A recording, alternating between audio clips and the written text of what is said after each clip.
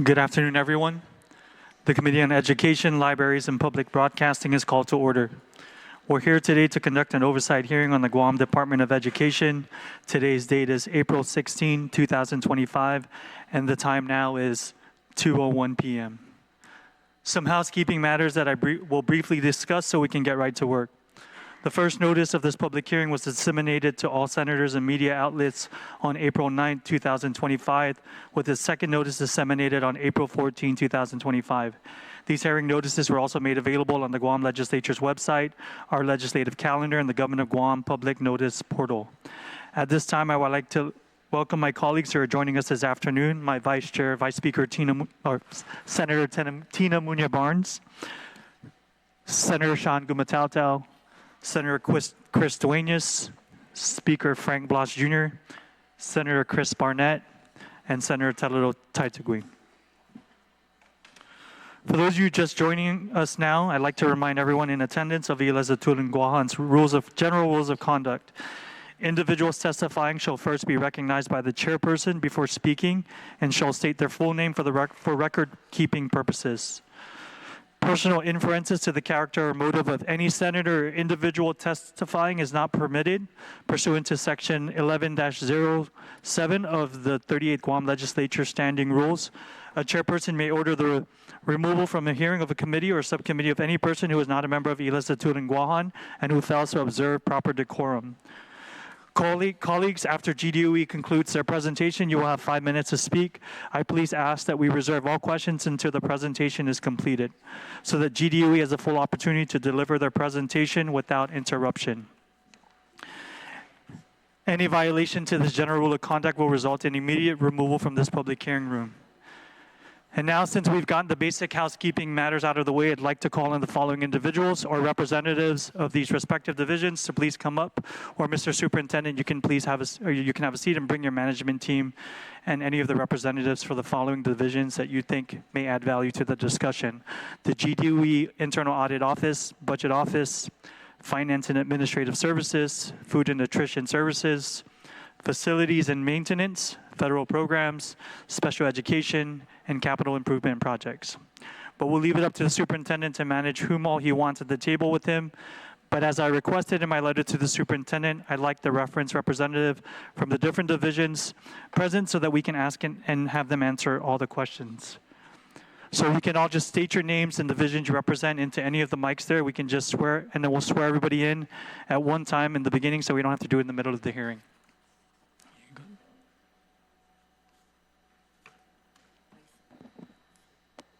Good afternoon, Senators. I'm Dr. Eric Swanson, Superintendent of Guam Department of Education. Good afternoon. My name is Barbara Adames, Acting Deputy Superintendent of Educational Support and Community Learning. Leabeth Nahaloa, Deputy Superintendent, Assessment and Accountability. Good afternoon, Senators. Nick Cruz, Capital Improvement Projects. Good afternoon, Senators. Wade Paul, Deputy Superintendent for Finance and Administrative Services. Good afternoon, Mr. Chair and Senators. Joe Sanchez, Deputy Superintendent, Curriculum and Instructional Improvement. Are we going to have Mr. Cooper-Nurse join us? Would you be able to?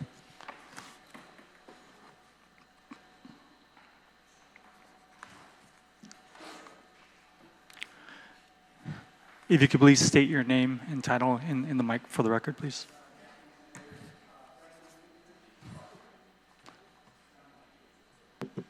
Sorry about that. Good afternoon, Senators. My name is Franklin Cooper-Nurse. I'm GDOE's Chief Internal Auditor.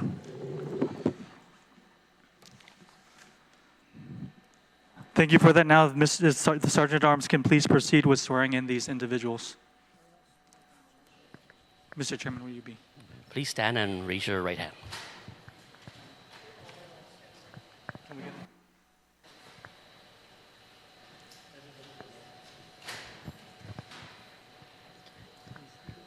Under penalty of perjury, do you all affirm that any and all information you provide today, whether it be verbally, electronically, and in writing, be the truth, the whole truth, and nothing but the truth? Okay. Mr. Chair, during the oath, you may proceed.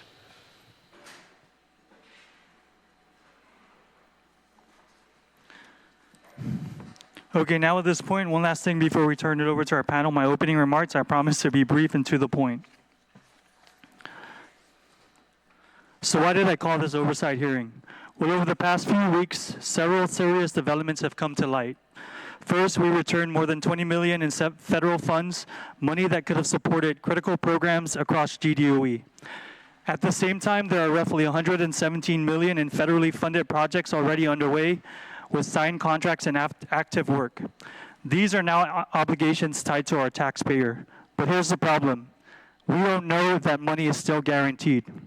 If you're following the numbers, we're now facing nearly a $150 million question, a combination of lost funding and uncertainties surrounding existing projects. Then there's what we're seeing in the headlines. On one hand, the front page says, under Superintendent Swanson's leadership, we are on track to reopen schools on time. And on the very same day, another headline says, the board moves to terminate Superintendent Swanson. That leads me to my next point I want to make. I've been asked, so are you on the board's team or are you on Dr. Swanson's team? Let me be clear. I'm on the side of our students, our teachers, and the people of Guam. This hearing is not about taking sides. It's about getting answers. It's about understanding how we got here and how we make our schools, our funding, and our future protected. Ladies and gentlemen, this isn't about taking sides. My focus has always been and will continue to be what's doing right for our students, our educators, and the people of Guam. This moment isn't about politics, positioning, or personal agendas. It's about leadership, accountability, and making sure our public education system works for the families we serve. Today marks 100 days since this legislature was inaugurated. And let me tell you, public service is not easy. I came in wanting to make a difference, wanting to do good, but then we run in headfirst into bureaucracy, procurement barriers, and a system that often makes it harder, not easier to deliver results. Looking at this from a management perspective, and I say this as someone with both a formal education in leadership and real-life experience from my years in the Army, our institutions are often trapped in silos, burdened by outdated policies and inefficient processes. And frankly, those structures set us up to fail before we even begin. But we don't have to accept that. We can fix it, and that's why we're here today. So when you ask me, are you on Team Board or Team Swanson? Again, this is not about politics. I'm not trying to make a political statement. I'm on Team students and teachers. You know, I'm married to a GDOE employee who I love dearly. And with my busy schedule, I still coach sports for a GDOE school, and I'm related to dozens of proud GDOE employees. I've sat through some of your PTO meetings, I've held town halls, and I continue to do so, but really, guys, I think we all have to agree we need to get it together for the sake of our kids. So let's all come together, figure out how to solve our $150 million problem, solve our bureaucratic process problem, and just do better. I want to and I need to solve these long-standing issues at GDOE so I can stop hearing it at home. My colleagues and everybody in this room, the many GDOE employees and our legislative staff and those tuning in, with the meeting with the governor on the horizon, let me be clear. This isn't about pointing fingers or placing blame. This is me sounding alarm, planning for the worst, and making sure that we're all on the same page, working from the same battle plan and aligned on the same mission. Along the way, we'll learn from our mistakes, adopt best practices, and put ourselves in a position to succeed, not just today, but for the long haul. And with that, I defer to the superintendent and his team to provide any remarks and do the presentation, and then we'll move straight into questions. Thank you, Mr. Chair. I appreciate the opportunity to appear before the committee today. My remarks will be very brief. Yes, we are in some rather confusing and challenging times that are certainly unpredictable, as I've learned in the last 2 weeks when the Department of Education changes the policy while I'm on the flight back home, and find out when I land it's a different story than it was when I left Washington, D.C. So we're in the midst of organizing the response to this. My team has been working steadfastly through this process which is only a second layer of our reality. The other part is the ongoing work that's been going on for the last year and a half while I've been in office, and it's a significant amount of work to move us forward. So at this point, I want to turn this over to my colleagues to give you the presentation, the information. Some of it is kind of dense, and you have a couple of slides that have links in them to the more detailed information that you have asked for. We've provided everything that we have, but it's a lot. Otherwise, we would really have a mountain of material right here in front of us that wouldn't be of much use. So as we go forward, I look forward to presenting the information to you and providing some clarity. If we could get the slides up, then we can get started. Next slide. And we just did that. The next slide. This is the order that was in your outline that you presented, and we'll cover that information as you will. And the slides that you have and that we presented to you are in the same order. And I see that you have also prepared a new copy of your agenda as well. So at this point, the first part of the discussion deals almost entirely with everything that has to do with money. So I'm going to ask my Deputy Wade Paul to lead that information for you. Good afternoon again, Senators. If we could go to the next slide.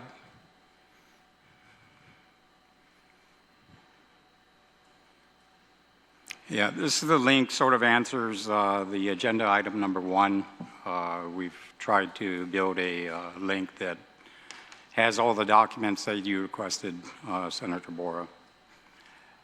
Next slide. I'll be talking primarily about agenda items 2 and 3, which deals with ESF2 and ARPA funding. For ESF2, you have the purpose of ESF2 up there. The bottom line is to support student and youth engagement and provide innovative learning opportunities addressing the disruptions caused by the pandemic. We were authorized $110.5 million, $0.6 million. We drew $64.3 million, but then we had adjustments, and those adjustments, $36 million of that these are adjustments that were originally charged to the ARP grant, and then we asked USAID to move those expenses to ESF2, to further draw down ESF2. About $36 million of that was utilities. Net total refunds was minimal. So the net draw for ESF2 was $104.6 million. I look at this, I sort of put this up as a positive light. That's 95% in my Army Comptroller times. We call it executed. Of course, we do want to be 100% executed, but this is sort of a success story depending on how you look at it. I think our procurement, all of GDOE, everybody that was involved with this grant, all the way down to the schools, in fact, did a great job making use of this money. So we did leave $5.9 million on the table, but again, this is how you look at it. Is the glass half full or half empty? Do I have any questions on this slide?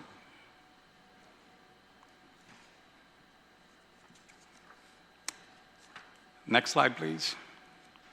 So these are some of the items that we used ESF2 for. There was very little capital improvement. In fact, there was none. It was mostly supplies and equipment. I just wanted to provide these top 10 vendors.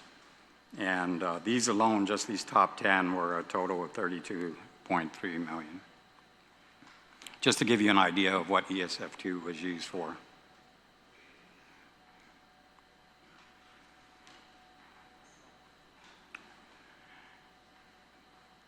Any questions, Senators? Next slide. For the American Rescue Plan, you have the purpose statement up there. Here we did apply a lot towards refurbishment projects, and I'll talk a little bit more about that in the following slides. But the total authorization was $287 million. We, up to this point, until the recent changes by USAID, we had drawn $143 million. The positive adjustment on that was when we moved things like utility expenses from ARP down over to ESF2. So the net draws were about $99 million. We had $188 million left for late liquidation, which was originally approved by the U.S. Department of Education to be March of 2026. That was abruptly canceled with the letter from the U.S. Department of Education on March 20th, 2025. They did give us an opportunity to still submit. We've submitted the 3 major projects last Friday in accordance with their guidelines. And yesterday we submitted the $51 million payroll reimbursement request, which had been submitted twice before under the old system. Any questions on this slide, Senators?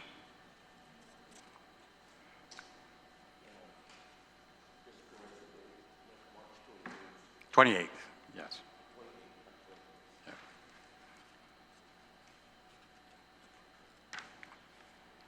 Okay, next slide.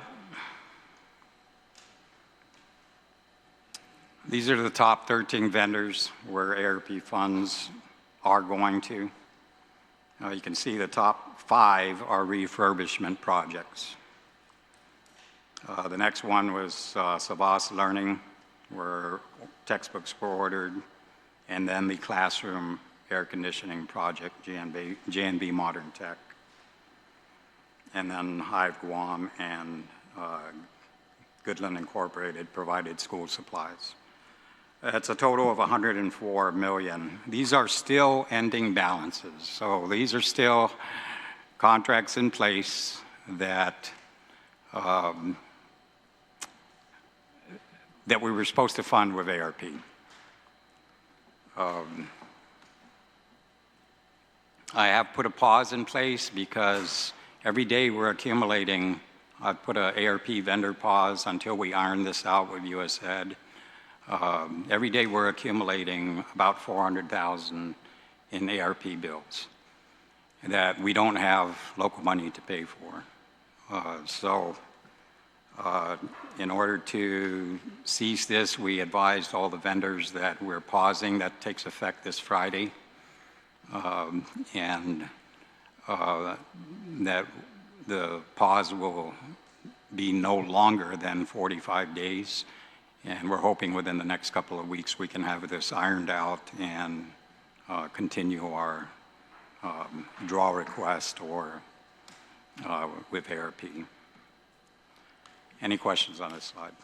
I just have one question. Yes, sir. So for the FBLG refurbishment, because I asked a couple of days ago about the money, the amount needed to complete that, is it $6 million? Because I thought it was around $20 million.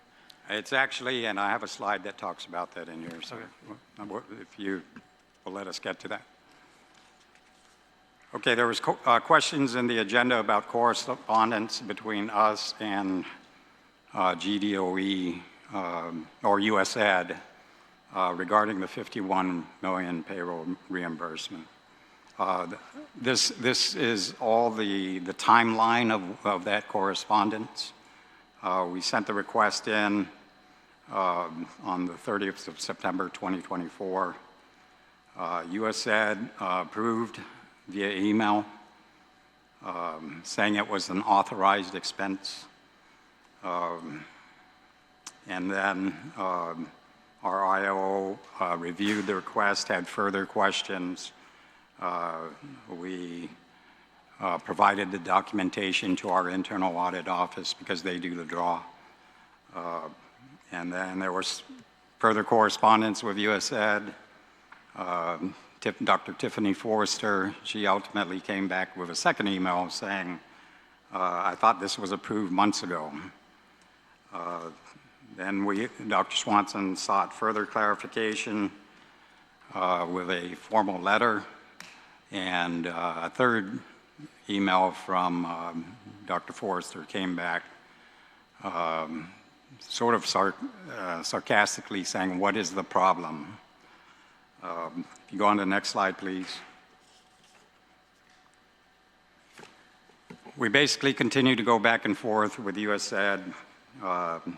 We submitted a request back in March to do the draw, and then the March 28th letter from Ms. McMahon, the Secretary of Education, came out. But we have, once again, yesterday submitted a draw request, submitted a request for this reimbursement of payroll expenses in the new format that the U.S. Department of Education is asking for. Any questions? Thank you, Wade. On this area, the U.S. DOE informed you of the adjusted liquidation deadline on March 28th. And I know that GDOE testified it submitted its first extension request last Friday. So why did it take DOE 2 weeks to submit your funding extension request to the federal government? Yeah, what we requested, there's actually 94 vendors that are tied to ARP. What my budget team did was I told them sort out what's the highest ones. Of course, that's the refurbishment projects, Cortec being the top one. So we have to do 94 individual requests for our ARP projects, our ARP vendors. We did the first three. I had heard that there was no more funding. But then, thanks to our vice chair for DOE, she advised us that no, there is, and I was forwarded an email from her that explained, okay, here's the new steps. Mm-hmm. And I got that just that week, and to put together all the documentation, we finally sent it out Friday night. So it was, we did not have communication between the 28th and, or would that have been the 11th of April. The impression we had was there was not going to be any more ARP funding. So that explains the delay. Okay. But we are continuing to, now that we've got the 51 million, we're continuing to build those requests. You got to understand, all of these require all the backup documentation, the contracts, the invoices we received. And we're doing individual vendor requests with the highest amounts first, going down the list and submitting those. Thank you. Mr. Chair, just for clarification, are we going to let the panel conclude the presentation before we ask questions, or are we allowed to ask questions as we go along? I think we're gonna allow you guys. You can ask one question per slide, because they're open. They like to ask. They're open to taking questions at one slide at a time. So thank you, Mr. Chair. Because okay. at the opening, you did say that we'll let them. Yeah, initially we were gonna do that, but he keeps asking if anybody has any questions. So we'll go ahead and allow the senators to ask one question per slide, and then if there are any additional questions, you can ask it at the end. Okay, thank you, Mr. Chair. Yeah, sorry about that. I did. Buenas. Mr. Paul, so you said that you notified your vendors that there would be at the minimum a 45-day pause on any payments, and these are 94 vendors to include Cortec, which is the vendor for the repair and refurbishment for all the schools across the district. My question is, what was the response that you received from the vendors, and will this pause jeopardize services that GDOE is supposed to receive? Buenas, Senator Barnett. The pause is not a pause. We're going to try to pay as much as we can. Of course, with our limited budget, we're paying the low price ones because we can't afford to pay like Cortec can come in with a 10, 11, $12 million invoice for the work they've done up to that point. But we are continuing to try to pay the vendors that we can afford to pay. I'm scrutinizing. The pause was a request to stop any actions internal that will cause an ARP bill to be generated to GDOE. So if it's related to the ARP procurement that particular vendor has, we ask them this effective this Friday. That gave them time. Now, if a vendor has ordered material and can provide the dates on an invoice that says these were ordered prior to this Friday, then of course we've got to honor that. But it's not a pause in payment, it's a pause in work so that we're not accumulating more and more bills. I have a question, Mr. Chair. I have received a couple of, we asked each of the vendors to provide us with a statement of account so we can, you know, there's invoices out there that have not been turned into the business office yet. So we've asked each of the vendors to provide us with their most current GDOE statement of account so we can see, okay, where are we missing invoices, compare it with the invoices we do have, and get a true picture of what our bills are. I'm not sure, Mr. Paul, if it's the way you're answering the question, but I'm unclear about, so you're basically saying you have asked the vendors to stop work for 45 days? To pause in any services or materials provided to GDOE under the ARP umbrella. There was Sir, if we may answer. We met with the vendors, the top 3 vendors yesterday, Cortec, J&B, and Northern Construction. And we explained to them that it's just a pause. They're still willing to work with us. However, we discussed in case we demobilize all the equipment and all that stuff. So, and I think they can explain more. I'll add, you know, pausing construction work is a little bit different than pausing supplies and materials to come in. At George Washington High School, they're currently doing exterior door replacements, and what do you want them to do? You want them to pause on Friday, but I have 10, 15 doors that need to be hung up.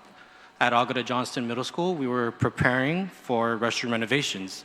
Just the other day, they started disassembling toilets and urinals. So right now, after our conversation with Cortec, they are going to gear up to try and meet that deadline. However, due to how large the project is, it's going to take some time for them to come to a stop to where the 12 sites are safe for the students to use. And that's the important thing. Another thing to note is demobilization means that they pull all their materials and they store it at a safe spot, and that's one cost. However, when the pause is done, and hopefully if the ARP funds do come back to us, we have to remobilize. And so that's going to take some time, it's going to take some money. So what we advised Cortec is that don't demobilize completely. Just pause for a few days. Hopefully we get something positive back from US Ed. We submitted the documents last week Friday, as the deputy noted. So with Cortec, with Northern Construction, with A&B, you know, these are all large contracts that the Capital Improvement Projects Division oversees. So we really just want to ensure that when we do pause the work, it's safe for the students. And are we accruing any liability or interest? Senator Barnett, we'll Okay. move to, sorry, we'll save it to the end. Mr. Chair, can we, when you guys are going to come up and speak, because for the record, can you say your name and what your title is? Because I think we have people that are watching as well, and we're trying to document for the committee. So when you come up, please state your name and where you're from, okay? Thank you. Senator Duenas. Yeah, thank you, Mr. Chairman. So, Mr. Paul, I heard a couple different things, so I want to be clear.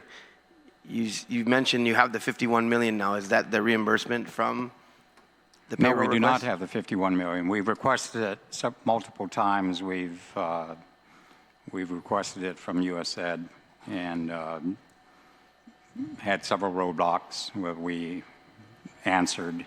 And the last request went in yesterday, last night, meeting the new format that the Secretary of Education put out. Okay, so No, we have not received any. We have not received 51 million. But just to be clear, when you got all that correspondence of what's the problem, it was on your end in terms of format and the way you were submitting it? It's just so confusing on all the back and eyes of forth. Dr. Forrester, this issue was solved, and I understand our internal audit wants to make sure everything is audit-proof. So we had requirements by our internal audit to meet, and we met those requirements and resubmitted. Frank, do you want to address that? I'm not certain if there's a response from USAID, and possibly I can trace the origins and the histories of the 51 million. But I do recall in this slide, Deputy Wade, was there a response received on the 51 million that is presented here because I think that's something that the legislature would be really important to be updated on. The response we received from Dr. Forrester at USAID, who handles the outlying areas, initially was yes. We expressed to her what our intent was, to get payroll reimbursement for teachers and other staff during the COVID period, and or actually during the recovery period, because teachers were required to try to teach students last year's material because they didn't pick all that up on online learning. So she initially said that is an authorized expense. And so there was a question of whether this was authorized or approved. And then she later came back when we asked, can you confirm that this is approved? She said, I thought this was approved several months ago. So there was never a formal USAID other than the email traffic. So internal audit was doing its job? Internal audit was doing their job. Okay, just want to be clear on that. Okay, so we're saying a rosary for the request that you said on Friday. And then we submitted a third request, and we're waiting for a reply, and then the whole thing from, oh, no, you got to pay it up front, you're going to get reimbursement, then now you got to answer these 10 questions on their new format. That'll transpired between February and March. Okay, just want to make sure that was all clear. Thank you, Mr. Chair. Any other questions in regards to ARP or these projects? Senator Tello. I'm sorry. Go ahead.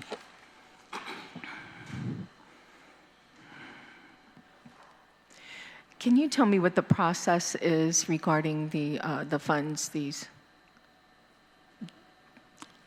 The process as far as Right. how we receive the funds? Purchase orders for like ARP, a purchase order is done during the period that the grant is open. In the case of ARP, that ended September 30th, 2024. We had a liquidation period to now complete all those projects or receive all those supplies and materials. That was initially March of this year. And then we asked, because of the construction projects, we asked early on for a late liquidation, which was given to us in March of 26. So in the case of Cortec, for example, they do some work. They send us they bring in their monthly bill to Nick Cruz. He comes over to the business office. We make sure it's in line with, the invoice is in line with what they have accomplished. We confirm that we received their work for that period. Nick signs off on it as received. We then submit that to internal audit, who does the draw request. Internal audit sends them the draw request to US Ed. The money comes in, goes into our accounts, and we get to pay the bill. Okay, Mr. Cooper Nurse, is that, is that pretty accurate, or what is your perspective on that process? Sheesh, I was halfway going into the process, but maybe I can trace the process, because the process has changed, and it depends on the grant. And you have to look into how the process has changed and what grants those affect. So because GDOE is on high risk and was subject to specific conditions, there's different internal control processes that US Ed ensured for the accountability and the oversight over its federal funds. When US Ed and the new administration came in, the funds that were changed in the review process was specifically ESF and ARP. Other funds such as CG and SPED, which is still under the umbrella of US Ed, go through the routine process that it'll go through and you have to understand the role of audit. Audit is not in the business function process. We are after the fact. So we're not in terms of requisitioning, procurement, purchasing, invoicing, and processing payments. We expect that to be all complete. Once that's completed, it's validated as a assurance and advisement to the superintendent. Then it's packaged up for, if there's any discrepancies, we welcome the idea to sit down with our top team, our management. We bring it to committee, and we say, this is the best way we can address these issues and the best way we can ensure that these funds are safeguarded. It's also required in the specific conditions. But moving forward, as we rolled out the new change in process, ARP is significantly different now. ESF, they turned off they turned off the faucet, so to speak. They cut that. ARP, they're entertaining on a case-by-case basis, but in that process, they are doing the review and they are doing the draws. So one thing that's also changed in that process is they moved it to a reimbursement, meaning all your local funds are going to come up. It's going to be processed the same way that we always process things. It has to be aligned with the federal allowability requirements, and then also all rules and regulations and laws. So once that's in, the offices and GDOE has to attest on allowability, has to certify and attest that it's correct, make the payment, and then go through a process to get that reimbursement. But right now, again, that change has been abrupt, and now they're putting a pause in even the availability of those funds. So on a case-by-case basis, we have to go back to US Ed, as I understand it, and make our best case to justify the need for an extension for these COVID-related funds. And then just to the earlier comments that it goes through our review and scrutiny and it's our standards, it's not really our standards. These are standards required for all funds, for federal funds. We match it against those compliance, similar to an AG's checklist of procurement. We match it against the requirements for federal funding, and we give advisement. And when that change happened, did DOE make those changes, and what discrepancies did you find? In which when in the change respect, happened, that DOE needed to make those changes in the process, did they follow those changes, and what are some of the discrepancies that you talked about that were Are you speaking relative to the change in process of ARP, and are we following it? Yeah. So. Well, no, the drawdown. So again, in the process of switching what we used to do with the controls that we had and the oversight, moving to a now US Ed controlled drawdown, are we following it? There absolutely is no other way but to follow it, because now the controls for US Ed and the document requirements are fielded at that level, scrutinized at that level, and they control access to the G5. So they will be the ones executing, reviewing the documentation, and then transferring those funds directly into US Ed. But again, that letter that Linda McMahon, our education secretary, issued, put a pause on that. And it said, come back to the table, make your appeal, and then we'll make those funding, on a case-by-case basis, we'll take a look at that. The and then make- discrepancies, though? Discrepancies in how we're using it? No. So the alignment of a lot of the funds that are utilized for ARP, and a significant portion of those funds are directly related to the refurbishments. So in terms of the review of those contracts, that went all through the proper procurement, it was put out to bid, it's in place. The real risk right now is, as our DFAS said, is it's important that we understand the cash requirements for sustaining these types of activities. And when USAID essentially said, hey, your $180 million that we approved for an additional extension till 26 is now subject to, the subject to availability is now at risk of not being provided. We have standing contracts already legally obligated that we are going to be due to pay. And that has to understand, you have to understand the impact of that. Yeah. These are things that are moving. These are things that were properly procured. These are things that are, a lot of it's going to be billed and that the government will be liable for. So we're going to have to find a solution and a cash-based solution. Right now, the immediate pause is necessary because all contracts that are not going to be federally reimbursed at this process is going to have to look for a different source of funding. And unfortunately, if federal funds are not available, what other source of funding does GDOE have? They're going to have to come back down here and look for a local source of funding. So that with the stroke of a pen and the letter, changing the process, and the process change to me is not as significant because we always align the uses of funds aligned. We're not changing the law. They didn't change the law. They just said it's going to be a reimbursement. What they did was effectually rescind their prior approval, making us, in good faith, obligate those funds which are no longer now at risk of being available. So that's the real risk that this department is facing, and that risk totals about $180 million in ARP. Thank you. Thank you, Mr. Chair. Thank you, Senator Taitsui. Slides, please.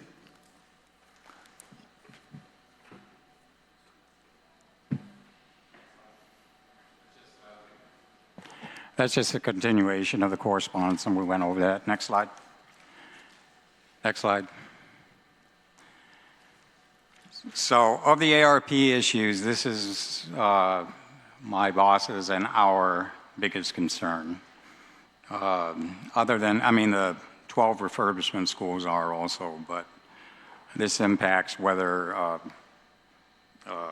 we'll be able to move around schools this coming 25-26 school year. Yes, I put plead up there for the senators. But the contract, the first figure up there is what we have remaining on the ARP contract for FBLG Middle School, 6.7 million. The contractor has submitted a change order request, and the details of that Nick would be able to explain, but that cost is an additional 3.3 million. And then we're trying to acquire the furniture and collateral equipment for the school. That's an estimated procurement cost of 3.5, and then the kitchen equipment to open up the kitchen is an estimated 3.5. So to answer your question, Senator Borja, this is the true bill for FBLG Middle School. And as part of that plan, the only thing from ARP was a 6.6, right? I'm sorry? The 6.6 that's up there, that's the only thing that was going to be paid for by ARP? The rest was going to be paid by... we had planned to use the 51 million. This was some of the money that we had set aside for that was approved by the board for encumbrance against that 51 million. But that's only if we get this money. The procurement of equipment takes a while. If we don't act on the procurement of the furniture, collateral, and kitchen equipment, which all has to go through the Attorney General, of course, we are further delaying opening the school. and the goal is January of 2026. Anybody have any questions on the FBLG estimated cost or the cost? Yeah, I got one. All right, Just Senator clarification, the Mezzanotte. 16.9 for FBLG is part of the ARP, right? The 188. Turn on your mic. I'm sorry, I can't hear you. All of this is ARP cost. The top one was part of the ARP, already in the ARP bill. I apologize. And the bottom three, where we're trying to use the 51 million payroll reimbursement to pay for those three items, which also was to come from ARP. Mr. Reed, about the 51 million, because I know that, there's been a lot of confusion in regards to the 51 million that we keep talking about. For the record, can you just explain to the body and to the public about this 51 million outside of the 117 million that we've been talking about in the last week or so? So at the end of ARP, we had several contracts. I think the total was 36 million that did not make it through the Attorney General's office. And we discovered this around early September or so. We started trying to see how we could spend that money. The contracts, I came on board in July of last year, and I understand the contracts had been with the Attorney General for a couple of months, waiting on a decision. And so my ARP person, Ms. Higa, thought about this idea of applying payroll to ARP to make use of those funds. That was requested. There was talks between her and USAID, and the formal email, not formal, but the email back from Dr. Forrester saying, yes, that's an authorized expense, and it can be applied to ARP. So that's basically the root of how the reimbursement for payroll came about. Senator Abbott, Vice Speaker. Thank you, Mr. Chair. Mr. Wade, on the contractor change order number 2, 3.3 million, and the FBLGMS furniture and collateral, or I'm sorry, the kitchen equipment at 3.5 million. Is this just for one kitchen, 3.5 million at FBLG? I was shocked also, but I think is Mr. Bonforte here? He's gone out and got quotes, and it's hard to get this cafeteria, professional cafeteria equipment. Mr. Bonforte, can you step forward, please? I'd just like to get a little clarification on this. Just one dishwasher we're trying to get for another school is $45,000. Go ahead and, yeah, you can go ahead and use wireless here.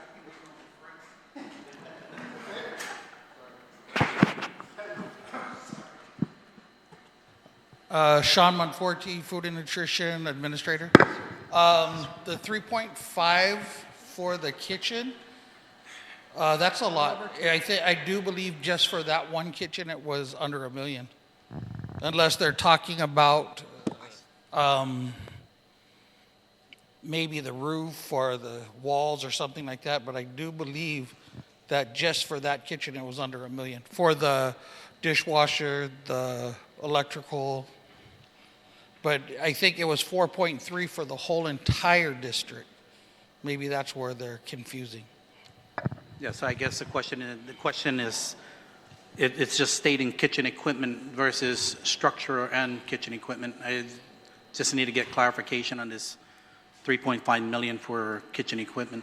But the equipment, I believe, was under $1 million. Under $1 million. So where's the additional 3 or 2.7 million going? I'm not aware. I can add to that. Nick Cruz Capital Improvement Project. So I believe that was just a government estimate that someone else put together. Sean is correct in that the cafeteria equipment is basically all that needs to be purchased. Extremely damaged by Typhoon Mawar. It's out of the cafeteria already. the refurbishment project for FBLG actually does handle a lot of the items inside the kitchen and then the serving area. Lights are included in the refurbishment. You got split units to be installed, floor tiles, wall tiles. So I'm assuming the 3.5 is just kind of like a contingency. The thing about the cafeteria is that I don't believe the equipment is going to be a one-to-one replacement. They most likely have to design the cafeteria in a way that it's functionable to serve the students. That's what I'm assuming the additional $2 million or whatever. So this is not the accurate cost then of this $3.5 million? Well, it's an estimate. We'll never know until the bid comes out, right? And once the bid comes out, that's when we, of course, get the true and final number of the project. Yeah, but we were just told that the 16.963 million is what we need for this school in order to open. Sir, like Nick said, I mean, we put a dollar value against the requirement, and that's based on my discussions with Mr. Monforte. But it all depends on what the bids that come in. Yeah, but then we also have a contractor change order number 2 at 3.3 million. So how are we? Now that is more clear than the collateral equipment and the furniture. The 3.3 million change order was submitted by Northern Construction because the facility is in worse condition than it is. You know, we bidded out the contract in a way that we thought that the facility was in this state. Typhoon Mawar came, made the facility even in worse condition. And of course, the facility has been sitting for 3-4 years. So what was bidded out for the scope of work was prior to Typhoon Mawar. Mawar came in, made the facility in even worse condition. For instance, part of the refurbishment project was to replace exterior doors only. Well, Typhoon Mawar completely destroyed all the interior of the classrooms. Interior doors need to be replaced. If in the scope of work, 50% of floor tiles needed to replace, well, 100% of them now. Yeah. So that's pretty much where the change order 2 is coming into play. It's to get a full and complete project for the students to come in to back to their school. Yeah, I understand that, and I did ask at Southern High if there was a construction management team or construction manager on board to ensure that the taxpayer dollars are protected in ensuring that when these projects are bidded out and moving forward, that we have someone watching over our tax dollars. And so how a $3.3 million change on a project that is continuing to be 6.6 million, and then we have a 50% increase, who's watching the taxpayer dollars there? And I believe that I was told that GPA, right, was being your construction management team. Well, GPA was there were a handful of GPA engineers who came in, did the scope of work for the FB Leon Guerrero Middle School refurbishment project, along with the other GDOE refurbishment project. So we leaned on GPA for a good 2 years. When it does come time for inspection, the GPA engineer, his name is Bart Cruz. We unfortunately don't have him right now because he has to go back to GPA, of course, but we do tap on him to do a lot of these QC works when he's available. At first, when the air conditioning units were being installed, we leaned on Bart Cruz and his engineers tremendously because the reports that they provided to the Guam Department of Education were good. You know, a lot of times when these split units were installed, Bart was able to say maybe this screw was loose or this wasn't properly installed. So we still lean on GPA. We have a great relationship with GPA. And specifically with the GPA engineer, Bart Cruz. And are they charging DOE? At this point, no. No, are they, question is, are they? No. Actually, Senator, we did get a bill from GPA for the hourly work for Bart Cruz.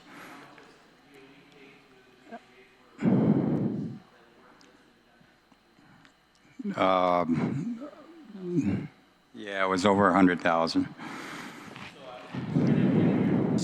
You're saying that you're paying GPA, and he's saying that we're not paying GPA. And now No, we're we are paying collaborating GPA. how I know much we're because paid I so received far. the bill.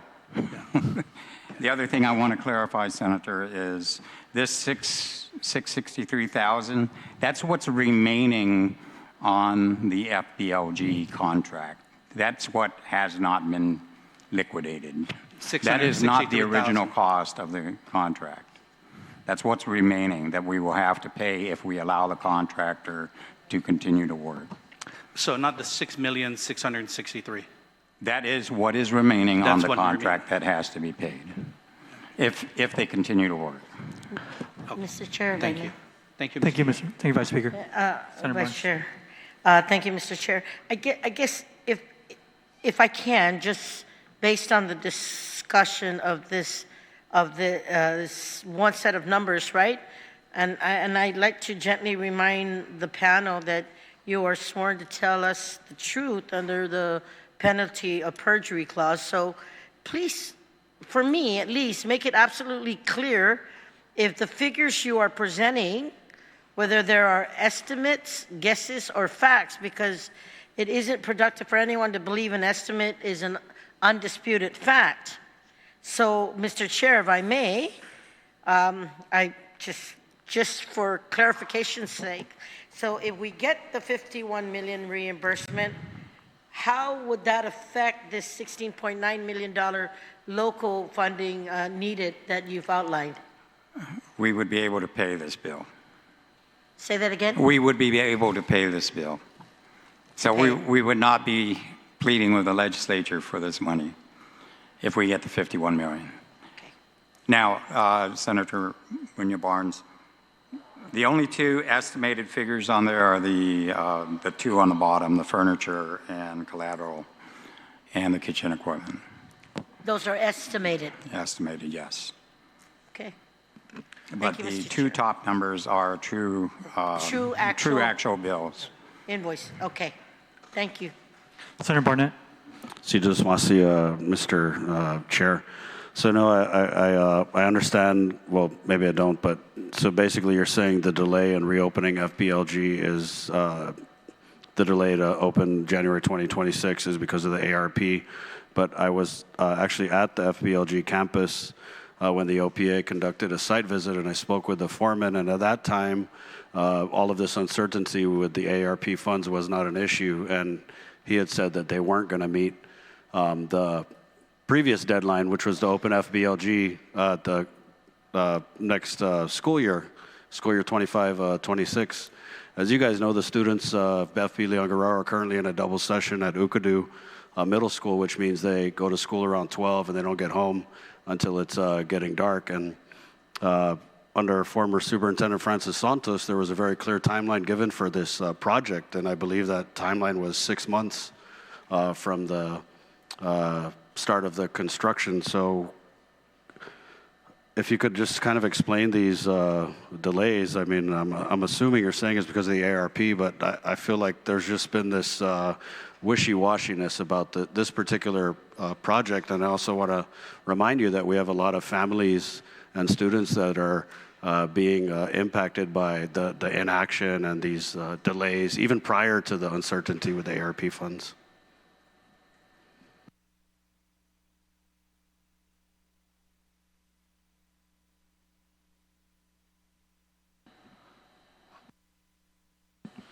So, yes, you're right. Of course, we recognize that. And first of all, the facilities, like I stated earlier, it was in a worse condition than we anticipated. Typhoon Mawar really did a number on FBLG Middle School. We're not going to lie and say that the contractor also had some issues with their workers, right? Supplies and materials weren't arriving on the island as quick as we wanted them to. We were in limbo for a good month, maybe a month and a half, until Northern Construction, they really stepped up. Yesterday, they divulged to us that they have hired at least over or close to 100 workers to complete this project. just so you guys know, Northern Construction also has kids who go to FBLG, so they want to complete the project as quick as possible, right? We're not going to blame it on the situation where now we have this new ARP guideline to go by when it comes to reimbursement. So there are a lot of hiccups along the way, and it just so happens that now we're on a pause.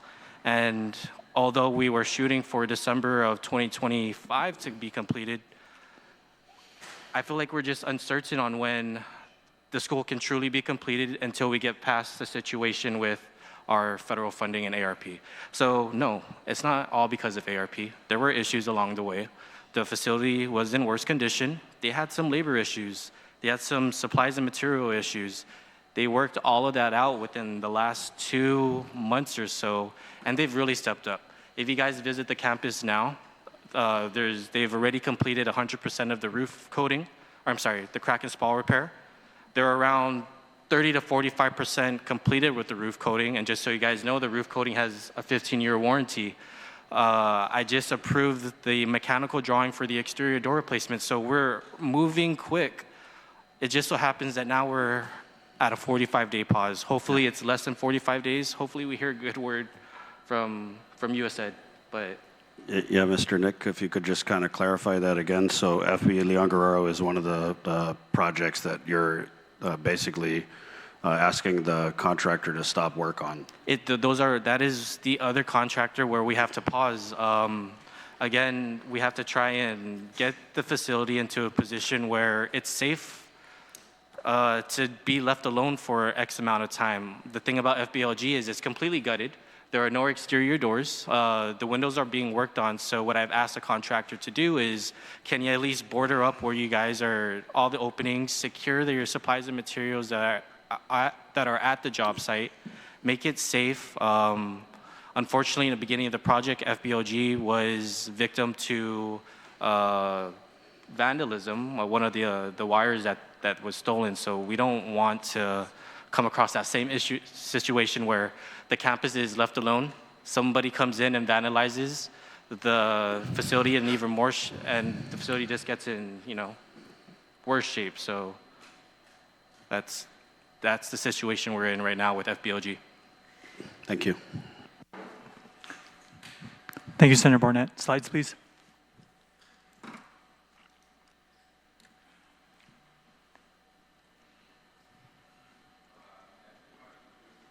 That concludes my portion of the brief, sir.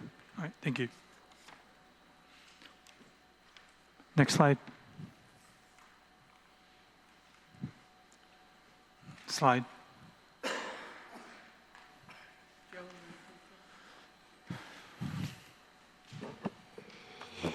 Hi, good afternoon. Joe Sanchez, Deputy Superintendent, Curriculum and Instructional Improvement. I've been asked to lead this particular section. However, we did send in several, so there should be about 8 to 9, probably 10 standard operating procedures that should be in your packets that you could review online. Each unit that operates one of these standard operating procedures is present today. Most of it is under finance, so they can answer specific questions to finance. But if I can turn to the next page, or the next slide. One of the areas that we've been looking into these last few months is the updating of the standard operating procedures for all of these pieces. In particular, clarifying the roles of each unit and division outside of what's called the third-party fiduciary agent.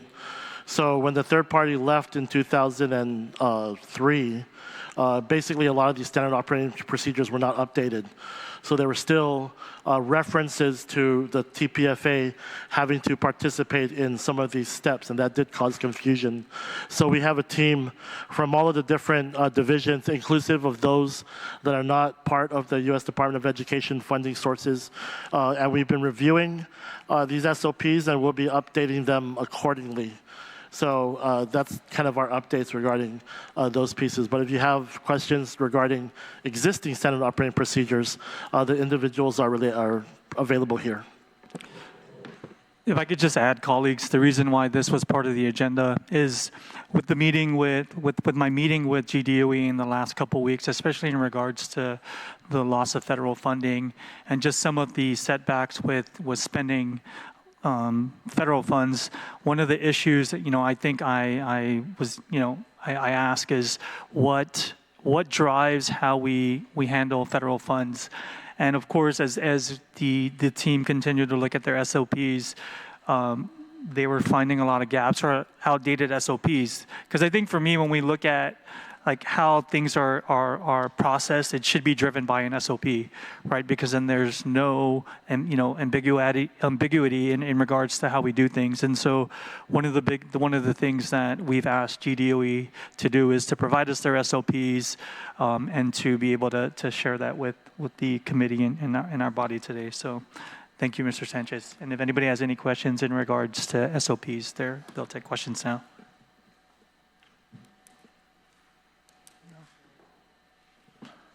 Oh, Senator Barnett. Mr. Chair, I just wanted to ask Mr. Cooper Nurse, just based on his review of the SOPs, does he believe that GDOE management follows these SOPs? For the most part, and when you look at it from an audit compliance, right, there's compliance at various levels, compliance to federal rules, federal laws, and from the highest compliance, we do procedurally. Some of these procedures, there's some gaps that we can improve on in terms of how we process, how we move things in terms of even efficiency, right? So as Deputy Sanchez said, some of these SOPs are really dated. They need to be updated. One of the things that I do want to clarify in relations to the third party that's often misconstrued is when we were able to go on probation and show US Ed through that probationary period that we could manage these funds. The idea wasn't having a third party be removed to establish another third party. The idea was that the department stood itself up and can handle and manage its grants in terms of administration and compliance. It can handle and manage its finances in terms of reporting and making sure things are allowable. So again, SOPs, no one's perfect. Our SOPs are far from it. They are dated. They need to be updated, but our office is one of the benefits of GDOE is we're one of the larger agencies, and our office is one that looks at these SOPs and assesses them, and we do make areas of advisement to the superintendent to improve compliance. I'd like to, if I could, you said you offer areas of advice to the superintendent. How is these recommendations and this advice received? Because just hearing from some of my sources in the department, there's a little bit of, it's kind of like this instead of like this. Yeah. In every audit, right? And you have to understand the relationship of audit and the auditee, even as you see it with OPA. Not every audit recommendation is received with open arms and fully implemented. So one of the things that we do is we serve as assurances, but we also are advisors. And we hope that our recommendations are implemented, and we can take it going back to the various levels. There's certain levels of audit findings that we have to address. These are the compliance, these are the areas of risk of loss of funds, maybe even official misconduct, any fraud, waste, and abuse. Those are the tier that our office focuses on primarily. The other audit findings as advisory we use for corrective actions to improve processes.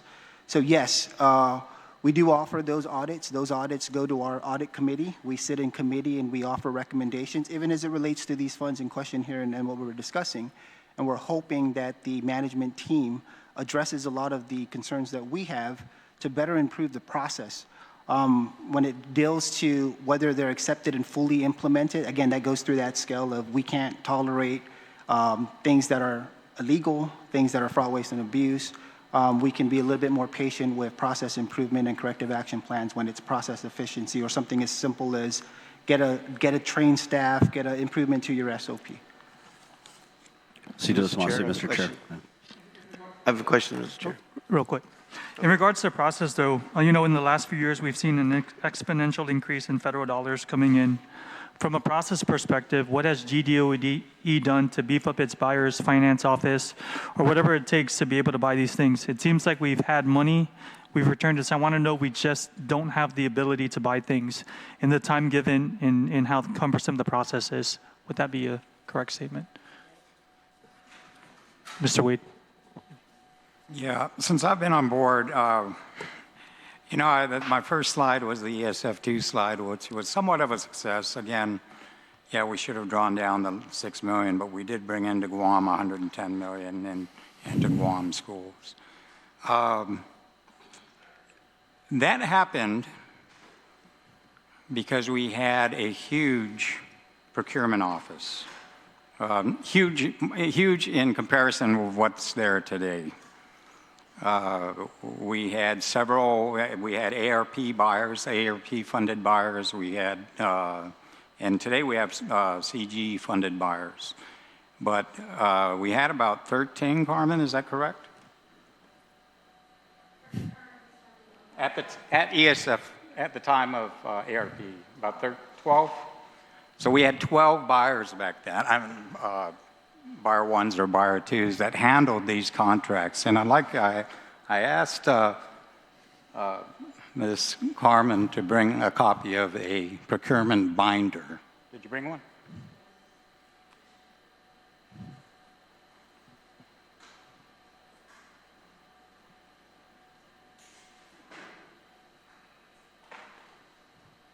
Which one is this for?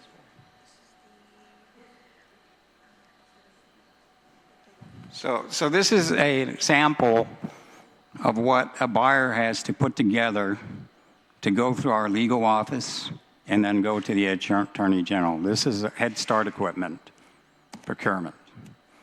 And now we're down, so this is one of the problems we had in regards to the returned money.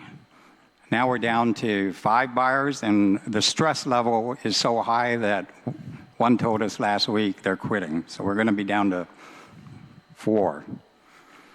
So comparing what happened with ESF2 and then down the road, it's part of the problem is a manning issue.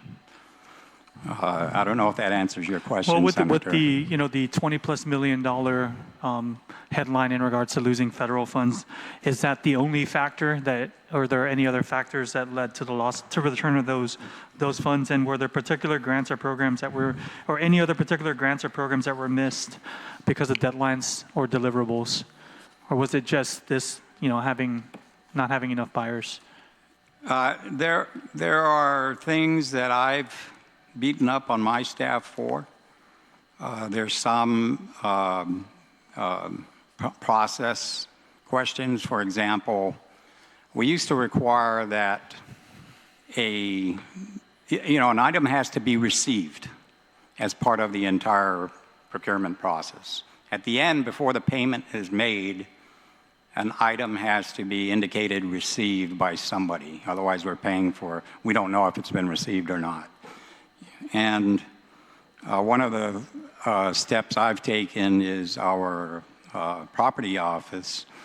It used to be that, no, we don't indicate the items received until it gets down to the school. Well, to me, and vendors were complaining about this, that, I delivered it to the DOE warehouse.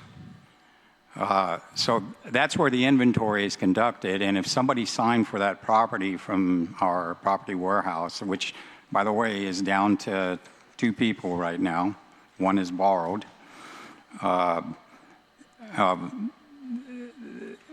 said, no longer do we have to wait until it gets to the school, because that's taking an additional 2 or 3 weeks to process the invoice and make the payment to the vendor.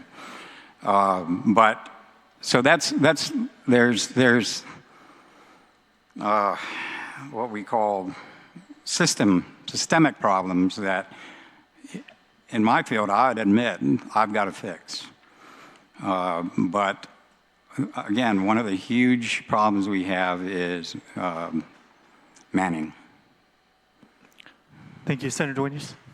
Yeah, so one of the problems I have with that is when we look at the G5 and you look at the listing in terms of how and the programs associated with that. I mean, these are not new programs. These are grants that have been administered for a long time. In fact, where the draw is missing and where the draw date has been missed is really on balances. So I don't see how an SOP is an issue there. You got SPED programs, fiscal year 19, fiscal year 22, fiscal year 21.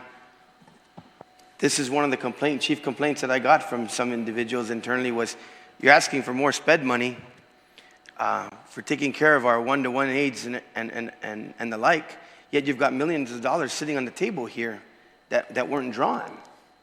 There's at least 5 categories of SPED here that collectively left about over $11 million of the total of 27.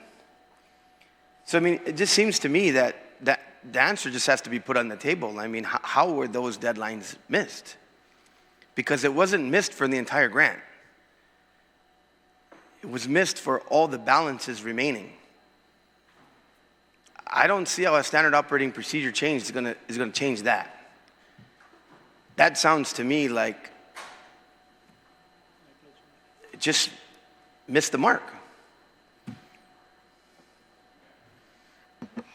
Hi, I can respond to that. So when that happened regarding the 26 million something, and I came back to the office, I was out sick. I had to meet with each of the individual groups because there were several different entities: special education, federal programs, curriculum and instruction, internal audit, as well as the business office, trying to just kind of understand where in the process did this fall through. And one of the things that continued to come up, like previously, was the standard operating procedures. So what we started doing is we tried to pinpoint where in the standard operating procedures was this a problem. And it really came out to be not being clear on who's responsible for following up with what. You know, one office would kind of point to another, and another office would point to another. And then sure enough, what happens is it ends up nobody followed up on it. Then when we tried to find clarification as to when can we actually draw down some of these funds, nobody acted on those particular instructions.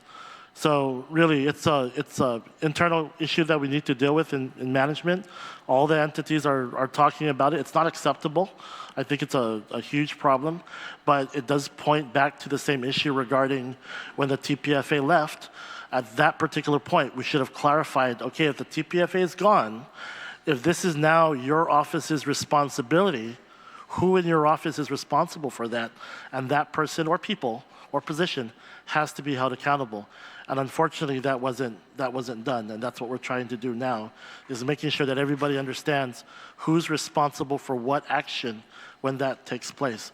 Because it was clear, I think within the last week or so, I'm probably the only one that spoke to all 4 groups together, because we had a meeting together, and then I spoke to them separately. And that's my judgment, basically my assessment, is that there were different individuals who interpreted their functions separately, and this money was left on the table. Now, the good thing about it is we're not leaving the full 26 million down. There's still funds that, with the approval of US Ed, we should be able to access those through late liquidation. And, you know, thankfully, the Internal Audit Office is guiding us through that process to make sure that we're matching it up. But it's not the full amount. There is going to be some amounts, the 2019 amount, and I think the 2021, those are probably gone, that we can no longer access. But everything under FY22 is still salvageable. And Joe, that's the answer that we need. I mean, the bottom line is you have to own it. When I review what the board, and I reviewed what they came out of from their executive meeting, and their review, this is their frustration. This is the way they shut everything down, to put everything on the table and say, look, I mean, if the standard operating procedure was a turnover, I mean, it's clear there was no problem earlier on. And so if that was a missed on the changeover, because if you were under the receiver and the receiver was, and the third party was administering, and there was no question about who's who and the chain of custody, then there wasn't a problem. But when left to internally to follow through on who owns it, who's meeting the deadlines, who within all of these divisions has to make sure that these draws are made, particularly on the aged ones. I mean, if we can sit here today and say, you know, that's, like you said, unacceptable, and it can't happen, and that's top down in terms of not just leaving this stuff unaccounted for, in terms of making sure that that procedure changes, meaning you're reporting it all the way up the chain. And that change that's been made is something that will ensure that it's not one of these, you know, who's doing this? And then 27 mil is a problem. Can I also add to that, since we're kind of going into that level of detail? I also want to be clear that one of the standard operating procedures is transition when people leave their position.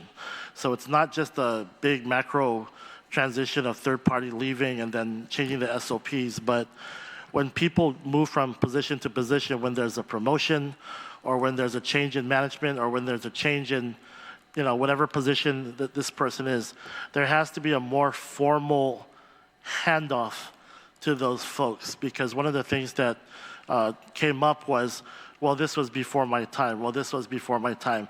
Well, if you have 6 people saying this was before my time, then you end up having a whole organization that's just kind of off. So that's definitely one of the areas that we have to kind of strengthen with our SOPs, is how our responsibilities handed off to the next individual if they in turn are supposed to take on that responsibility. I understand that, Joe. Well, the one thing I'm, you know, and I'm going to go to the superintendent on this one, because I just think this is something that has to be standard, even with standard operating procedures. Expiration on anything has to have a flag that comes up. There has to be a system that says, that beeps and says, look, you know, you've got 30 days, you've got 25 days, you've got 15 days.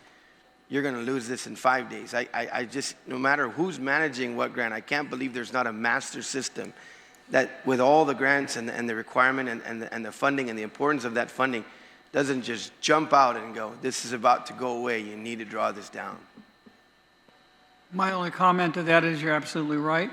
And I am in the process of making some revisions and also some changes in leadership spots to make sure that we get this accomplished.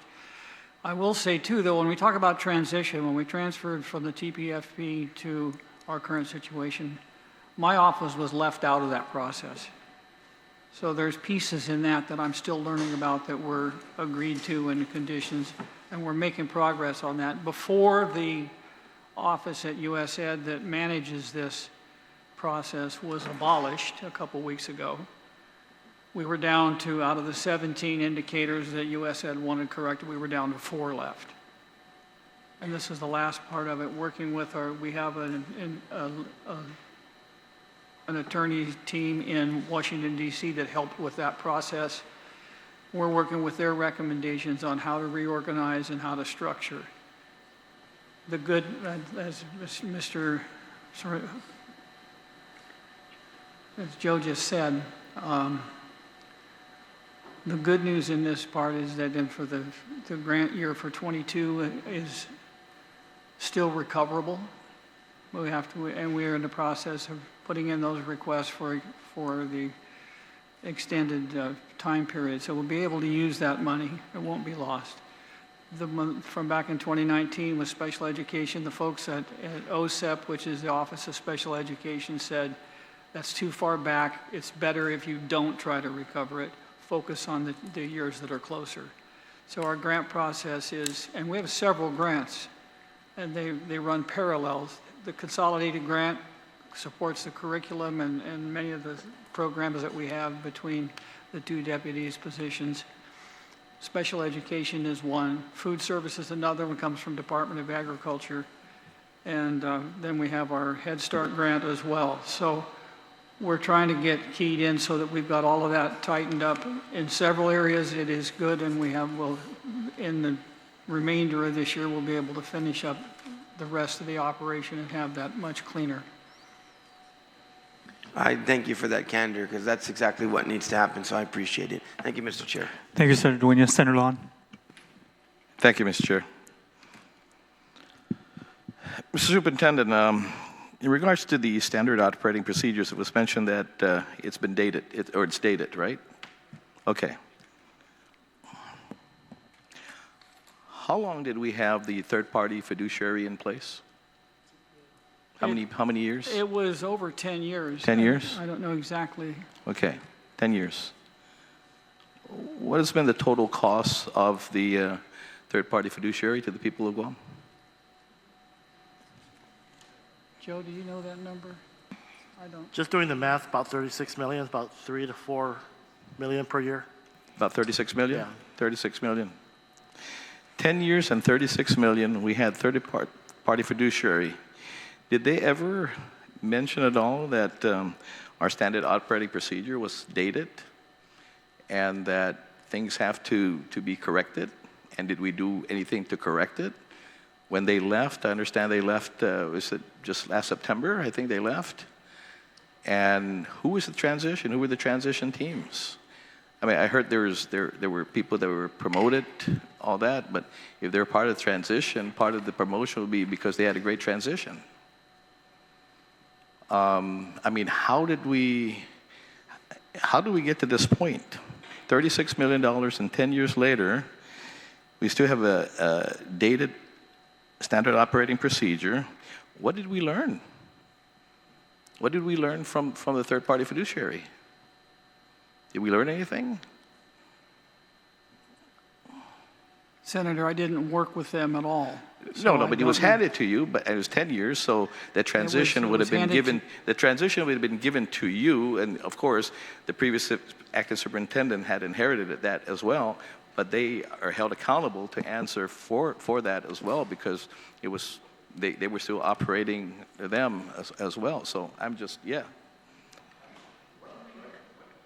What did we learn? I can speak from the project side. So Okay. I don't handle the finances, but one of the biggest areas is the work that they did with the project. So of course I handle the curriculum projects, and a lot of them are under the consolidated grant.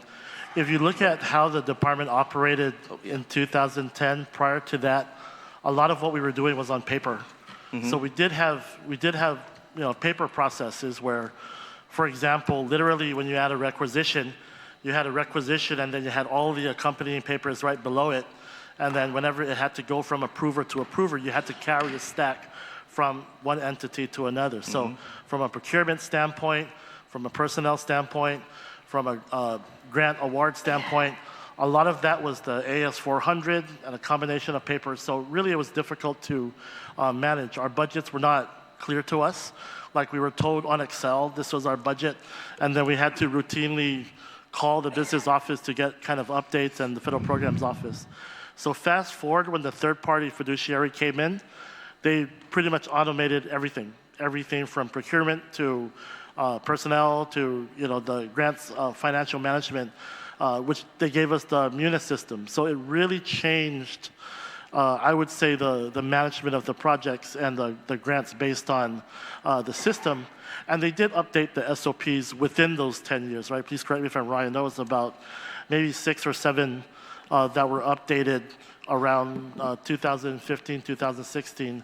The only challenges with that is it included them in the process. So as they were working with us, because they were there, they had to update the procedures with them being included. So when we say that we need to update the SOPs, it's not so much that they're dated like 15 years ago. Some of them are, but those who are like 15 years ago just need to be reviewed and make sure they're okay. But the ones that were created when they were present have to be updated because you have to take them out. Also, one of the things that I mentioned earlier, I just want to reiterate, is that certain personnel, I guess because they weren't part of the transition, and now if they were supposed to take on a role that the third party took, or maybe I'm using the wrong term because I know we're not supposed to have a third party, but if they were supposed to take on a role, for example, monitoring the G5 or monitoring the drawdowns as it relates to the Munis system, That's a new function for them, and according to them, they were not aware of that, and therefore nobody did it. So I guess as we've been discussing it these last few weeks, is clarifying all those things that need to happen to make sure that there's a regular drawdown, to make sure that there's a regular reconciliation between our munis system and the G5 so that this situation doesn't happen again. But I would say the third party really did a lot with regards to organizing a lot of our work. So let me ask you this: if USDOE is not had been abolished, we would probably be back in that same predicament where they would enforce the third party fiduciary to come back in. I mean, based on this loss, I mean, who are your transition team members? I mean, is anybody that, I guess, doing that job right now not a part of that, or not a part of the transition? I mean, are these all new folks that are all new folks? If I can just add, and one thing that, we'll get to the transition and the new folks, but as Joe said, the condition of GDOE pre-TPFA and post-TPFA is night and day. The inclination and the impetus for a TPFA in the first place was because at one point in time, GDOE's financial records, and if you trace the history of GDOE and the origins of this TPFA and the need for them, it was we were once part of the line agencies. We were once part of working with DOA. When we separated and we became a semi-autonomous agency, we took over our finances. We took over our HR. We have our own procurement office. We have our own audit office. We have our own attorneys. In that separation, in the first few years of standing the department and separating, we were unauditable. And this is in the days when I was still at OPA working with my former boss, Doris Flores Books, but that was when a TPFA was necessary. And the conditions of GDOE 15 years ago are night and day. So today, we have one of the most advanced systems for managing. We have a robust accounting office, a federal programs office, and different people to manage grants. So the value in the TPFA, and I don't want to give all the credit to the TPFA because really they were sort of a receiver. They were here to manage your funds and make sure it was correct. We had to self-manage. We had to create those SOPs. They didn't write them for us. We had to show that we could do the work. And that's where GDOE has changed. So to answer your question, in terms of transition team and how that worked, USAID put in a very systematic approach of how we're going to get off the TPFA. And they had to exemplify that we can manage it. Unfortunately, a lot of the folks that were a part of that team are no longer sitting at the table. I think I'm the only person that had an audit responsibility as it relates to what's called the REP, and it was once called before previously the CCAP, the Comprehensive Corrective Action Plan. So within that, the superintendent is the lead, as should be. He's the head of the agency. Sub that was your financial affairs, your federal programs, and your grant managers, and then audit as a component to monitor and compliance. So that was the transition efforts. If you trace the rep, it traces the remaining responsibilities and the person responsible. That rep item is still a specific condition that anyone who have previously left their positions, as Joe said, has to be transitioned into understand that the person that previously held your position had these responsibilities. These responsibilities were put in fine print and agreed to by the department to USAID in order to take the next step to address full removal of high risk. So we did have a team. Unfortunately, the leaders of the team are not sitting at this table. That team has specific responsibilities that we agreed to put in writing to USAID in order to consider full reconsideration of the removal of high risk. That item is still standing. One of the things in question now is the oversight of high risk and the requirements for meeting the reconsideration evaluation plan, the REP. That office, as our superintendent said, is without the person who leads it, and I'm not even sure if they're still standing office with the current administration. So we're left in the dark with our upcoming high-risk letter and all these requirements that we're working to fulfill. Yeah. You know, I was approached the other day, actually, to be specific, Sanford Technologies. They're owed 80 grand, almost 80 grand. It's under 80 grand. And when the TPA was in place, they were never late in payment. Now they've been pleading with you guys for payment. What's the deal? I'm aware of Sanford Technologies. As you know, Senator, the public law, the budget bill, restricts us from paying federal, they are an ARP vendor, restricts us from paying federal bills with local money. Sort of a blessing in disguise was when US Ed said, now you got to pay it up front because the law does say unless it's a reimbursement. So we are trying to pay those ARP bills, including Sanford, now that we have US Ed telling us it's on a reimbursable basis. But previous to that, we were waiting to try to get the drawdown on how many vendors are outstanding at this point that are in the same boat as the Sanford Technologies, and what does that total come to at this point? An estimate. I'd hate to give, I know we've got our aging report. Okay. As a guess, I would say we have about 25, 30 vendors that are behind in payment. Okay, and the estimate on the total amount? Last I looked, I think it's about $2 to $3 million total.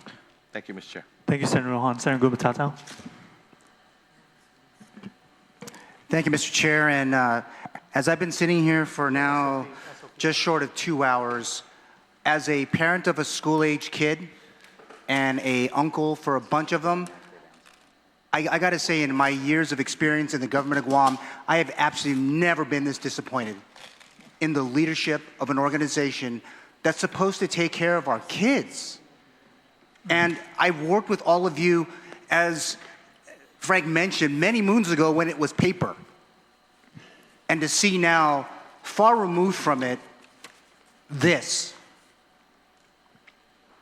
And I mean, I'm beyond where I was maybe an hour ago. And I think as I look at all of your staff, because they all support you, I mean, I don't get it. The people of Guam have entrusted you all with federal funds and actually funds all across the board. And speaking of boards, we have your chair and vice chair here, who no offense, Mr. Chair, but you're also responsible for some of this. And I got to tell you, I have plenty of questions. I can go down the list. I appreciate you, Frank, saying, oh, well, we're the most automated, we're modern, but my goodness, how can you be modern and we still lost money? I don't get it. You come into the public hearing room and tell the people of Guam, we are modern, but we're talking about loss of federal funds. And in a couple of weeks, you're going to entrust us to pass a budget for you with local funds. And I'll just say, Mr. Superintendent, when I heard you on the 31st of March on the radio telling the people of Guam, and I could go on and on about your discussion with the administration relative to funds in Guam, trust me, I don't think you helped the cause for the people that work for you, sir. With all due respect, it was reckless. Absolutely reckless. Now, with that said, I mean, let's assume that all these funds are lost. Let's move forward. Because you're going to sit here and spin your wheels about, okay, we're waiting for this reimbursement. I've been with you guys. I know what this is about. Let's just work and move forward. You know, I asked the governor of Guam to help. Mr. Chair, I'm asking you today to write a letter to the governor of Guam to get executive branch support to your agency. You can write the letter, because apparently we can't. And remember, an oversight hearing is going to ask us, what is the policy response to this? Budget cut? Is it going to be a moving of resources? It's going to be big. We just had higher ed over the last 2 days in here. And at some point, you're going to come in front of us and asking us for more money. But when we think about the amount of resources, you have attorneys too. How could you guys let these guys spend money when they didn't have it? Isn't it a certifying officer law that allows and protects the funds of the government of Guam? We just took a whole agency that had 5 indictments today. Why? I mean, I'm absolutely upset today. Because I'm listening to you guys and you're spinning us. You are absolutely spinning us, and the people of Guam know it. So you're going to come back and say, okay, oh, we're all good later. I'm absolutely frustrated with you guys. Just come in here and tell us the truth. It's what Senator Tina Munya-Barnes said earlier. Just tell us the truth.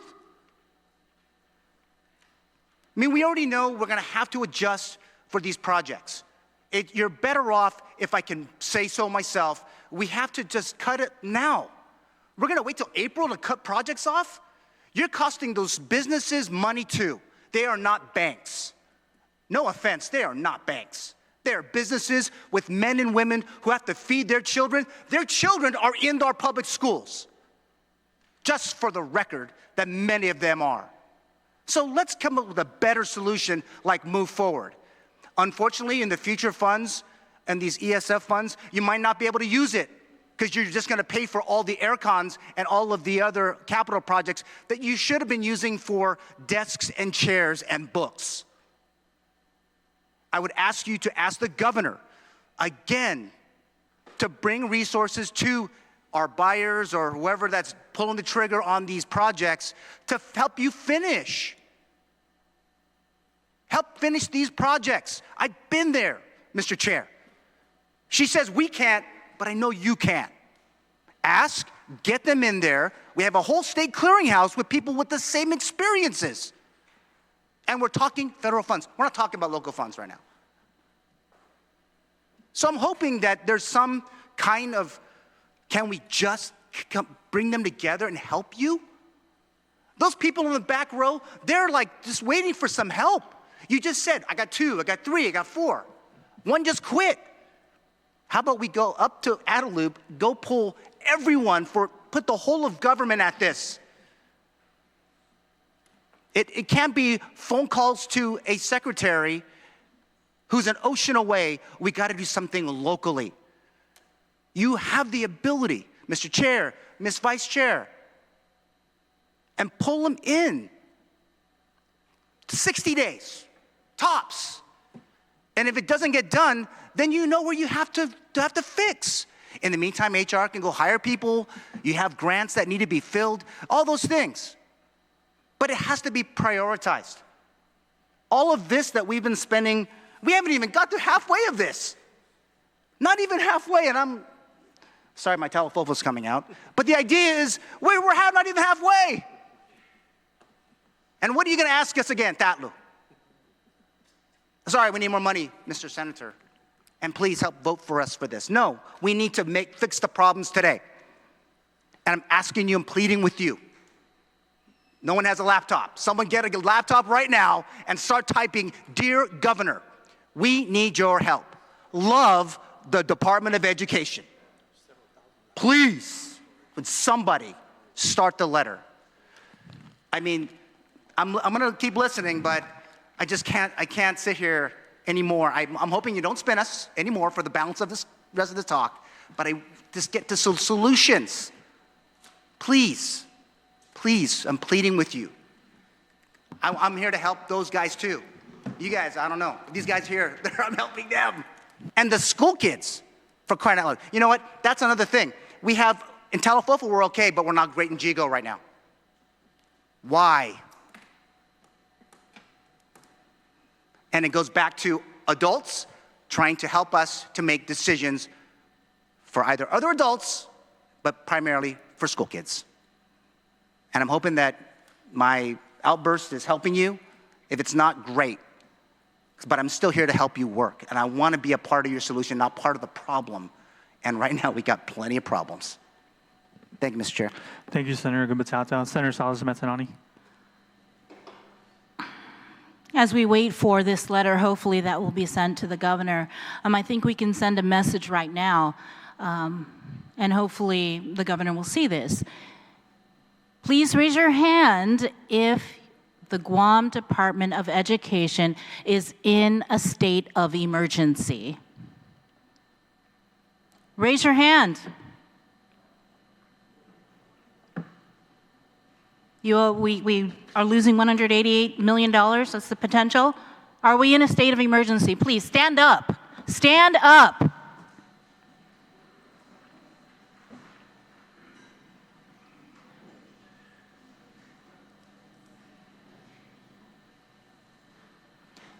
Thank you.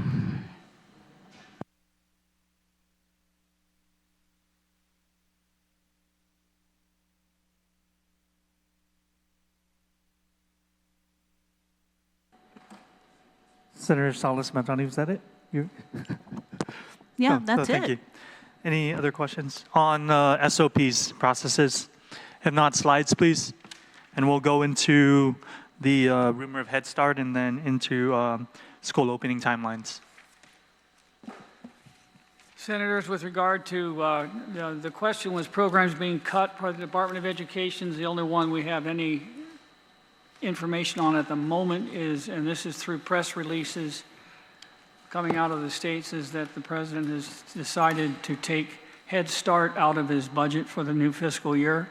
We don't have anything to confirm that. Head Start's a big program in our community, about 500 students.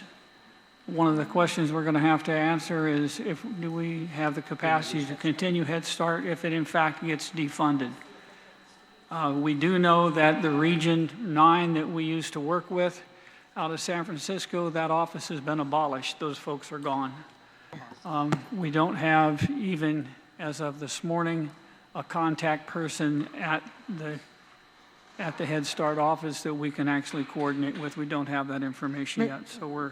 Mr. Chair, if I may, can I just ask the President, Dr. Swanson, what is the number of possible Head Start students, and what is the fiscal impact on this based on the information that you received? What are we looking at? We're looking at right at detrimental 500 effect. students. Angelina? How much? We got the Head Start director here, can give you exact details. I can just borrow this microphone. This will work. Turn it on. Hello? Hi. No, it's okay. I'll be quick. So yes, Head State your Start, name. as... State your name for the record, so apologize. I'm just making sure. Hi, I'm Angelina LePay, Program Director at Guam Head Start Program. As our superintendent has said, Health and Human Services has closed 5 of their regional offices, which includes the one that oversees Guam, Region 9. We have not yet heard which region we fall under. We did submit our grant application, and we have not received notice that we aren't going to be funded. As far as I know, our application is under review. We just don't know who is reviewing it right now. However, the rumor, as was alluded to in the slides, is that the National Head Start Association, which is an advocacy group, has reached out and informed us that there was an article in USA Today that said that President Trump's proposed budget does not include Head Start funding. So we have not received official word from anyone, but that news article. And so operating on that assumption, for Head Start, our grant from the feds is about 4.4 million. Locally, we fund about 1.6, which is only salaries for about 19 people. So the majority of our funds is federal, program operations, training. The bulk of that grant is salaries. So how many students altogether are we looking at if the cut happens? We're funded for 534 children. 534. We have 27 centers in 20 schools. 27 centers? Yes. And 20 schools? Yes. Thank you. Thank you. Any questions on Head Start, colleagues? Mr. Chair. Vice Speaker. Yeah, you know, it's just the hard work that Ms. LePay and her team has put to get Head Start back up again and on track. It would really be a shame to see Head Start close, and you know, we all got to do what we can to keep this program moving. I know she didn't go through all that nights of agony and pain along with her team to correct what was all the deficiencies in a short amount of time. To come to this point and see where it's going to go. So, you know, Mr. Sanchez, you mentioned that, yeah, 2019 and 2021, we can no longer see that. But it's almost $10 million.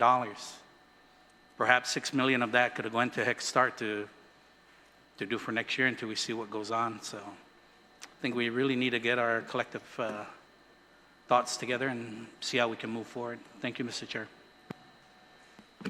Thank you, Vice Speaker. Senator Barnett. Thank you, Mr. Chair. Mrs. Angelina? Buenas, sorry. So I know that you just discussed the rumor of Head Start closing, but are you able to tell us how much funding is still available or that remains to be drawn down for the program? So, is this one? So we're actually really on track with our spending. All of our COVID money has been fully encumbered, and the remainder of that was carried over for the playgrounds. So if you drive by any of the 20 schools where we're at, you'll see the playgrounds that I spoke about before, you guys really going up. It's looking really good. As far as our current grant year, I feel that I think we've spent about, for fiscal year 23, we've spent about 95% of it. Very little remaining. That amount is being encumbered as we speak, so that should be fully expended. For fiscal year 24, I feel like we're somewhere around 75% encumbered. We have until June 30th to fully encumber our funds, and then we have the 90-day liquidation period after that. Because typically what we can do towards the end of the grant year is request for carryover. But because there's so much uncertainty on the federal level, I'm really working to fully encumber all of the funds by June 30th. So the carryover request, have you already initiated that? No, because I don't, it's not yet time for that, and I really feel that we should be able to encumber it. As I said, we have until June 30th, so we monitor, or I monitor that on a weekly basis. And our accountant is really good about keeping me updated with our financials. So probably towards mid-May, we'll have a better idea of projected savings, where we can move it.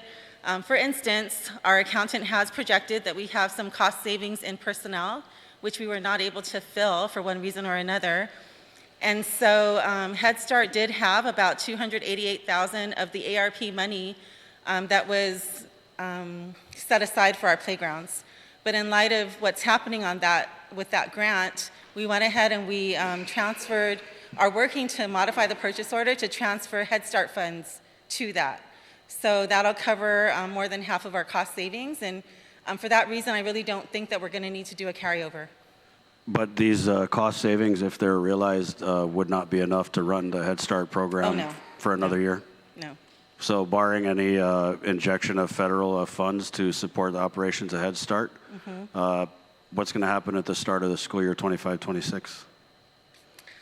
That decision would be out of my hands and up to our upper management. Okay, thank you. Yeah, that's a shame because, you know, we've commended you here in this public hearing room many times for the good work that you did to save the program and to initiate the expenditure of the carryover funds. And it's just really a shame because this program, maybe if you could just for the general public, I know the families know, but who benefits from this program? So Head Start is a program that started to really give a head start in life to those who are the most disadvantaged in our community. Our categorically eligible children include foster, homeless, those under public assistance like TANF and SNAP, SSI, as well as those who are under the federal poverty guidelines. So we're talking about the neediest of the needy.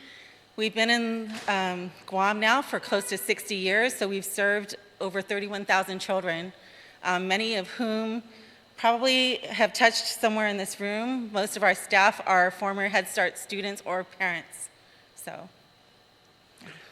Thank you, Ms. Angelina. Thank you. And I know that one of my colleagues had said that we should write a letter to the governor, but I would just also say let's write one to the governor, write one to President Trump, because this uncertainty and this dismantling of the U.S. DOE, although some of my Republican colleagues might think that it's a good thing, I think it's very clear that it has the very real potential to be catastrophic for our public school system. Sidus Masi, Mr. Chair.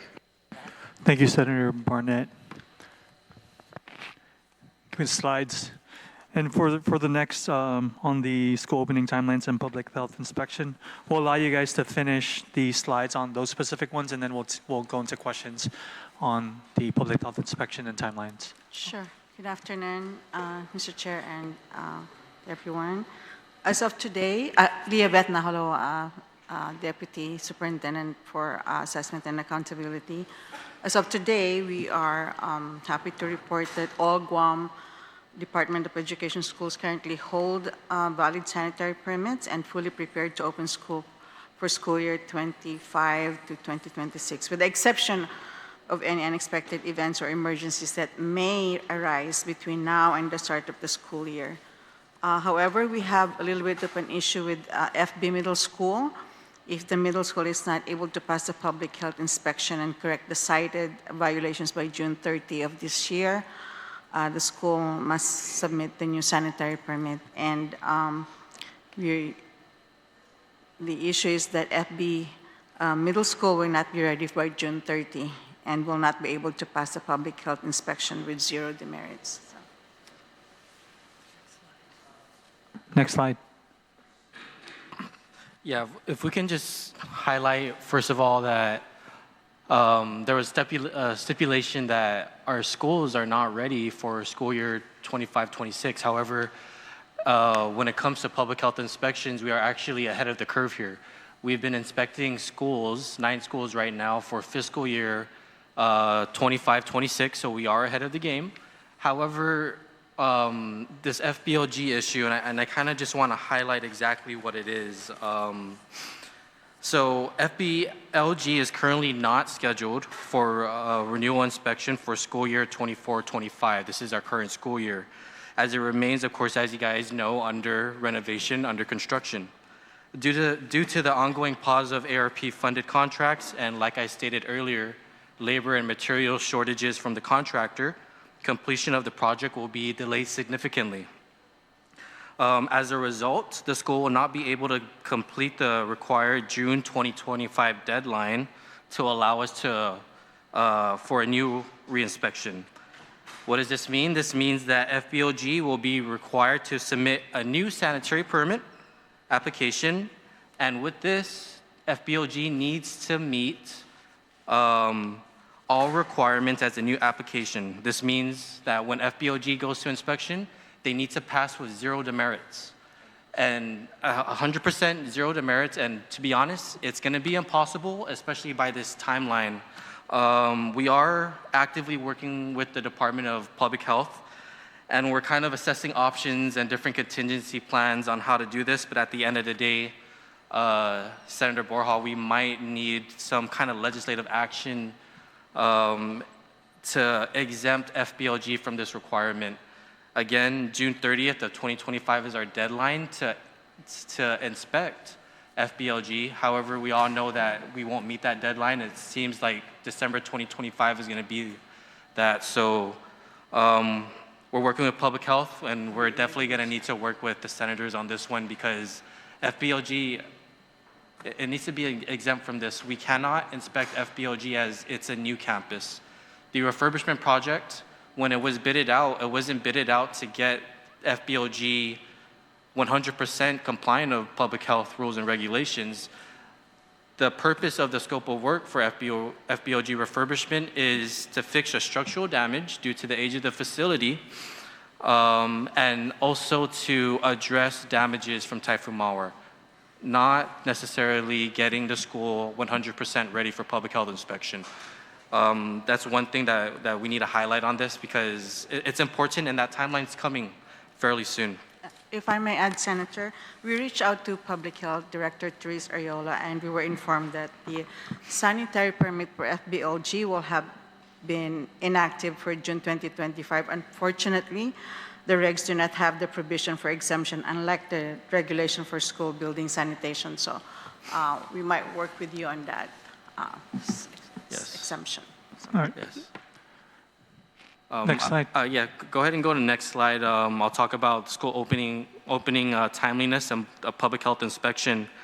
Regarding public health inspection status, we are pleased to report that GDOE schools are currently ahead of schedule in preparing for next school year 25-26. To date, inspections have already been completed at 9 school sites. The Division of Environmental Health has been extremely instrumental in assisting our efforts by inspecting approximately 3 to 4 schools every month. Moving forward, GDOE still needs to complete inspections for 27 additional schools for school year 25-26. We also want to highlight, because Ms. Pangilinan here promised, that the repairs for the library and the gym at Southern High School, don't bring it up, is on track. The guys have been, sorry. No, they're on track for June 2025. We've been checking the guys every week, and there is a dedicated team there at Southern High School. Continue to the next slide, please.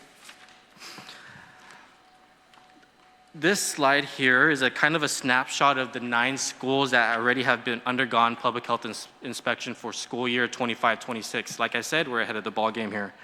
I'd like to highlight a positive trend that we're seeing though. The merit scores and letter grades for schools undergoing reinspection have either remained the same or has shown improvement compared to last school year. So if we look at this chart here, example, Ordat Chalampago Elementary School, they received 38 demerits last year with a C.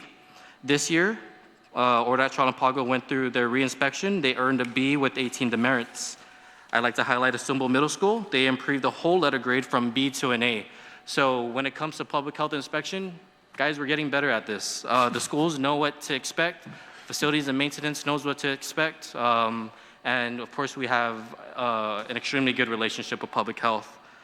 At the moment, we're pending official inspection reports for 3 of those schools, the bottom 3 here. Yesterday, Inarajan Elementary School went through their, Inarajan Elementary School started their public health inspection. Go ahead and go to the next slide.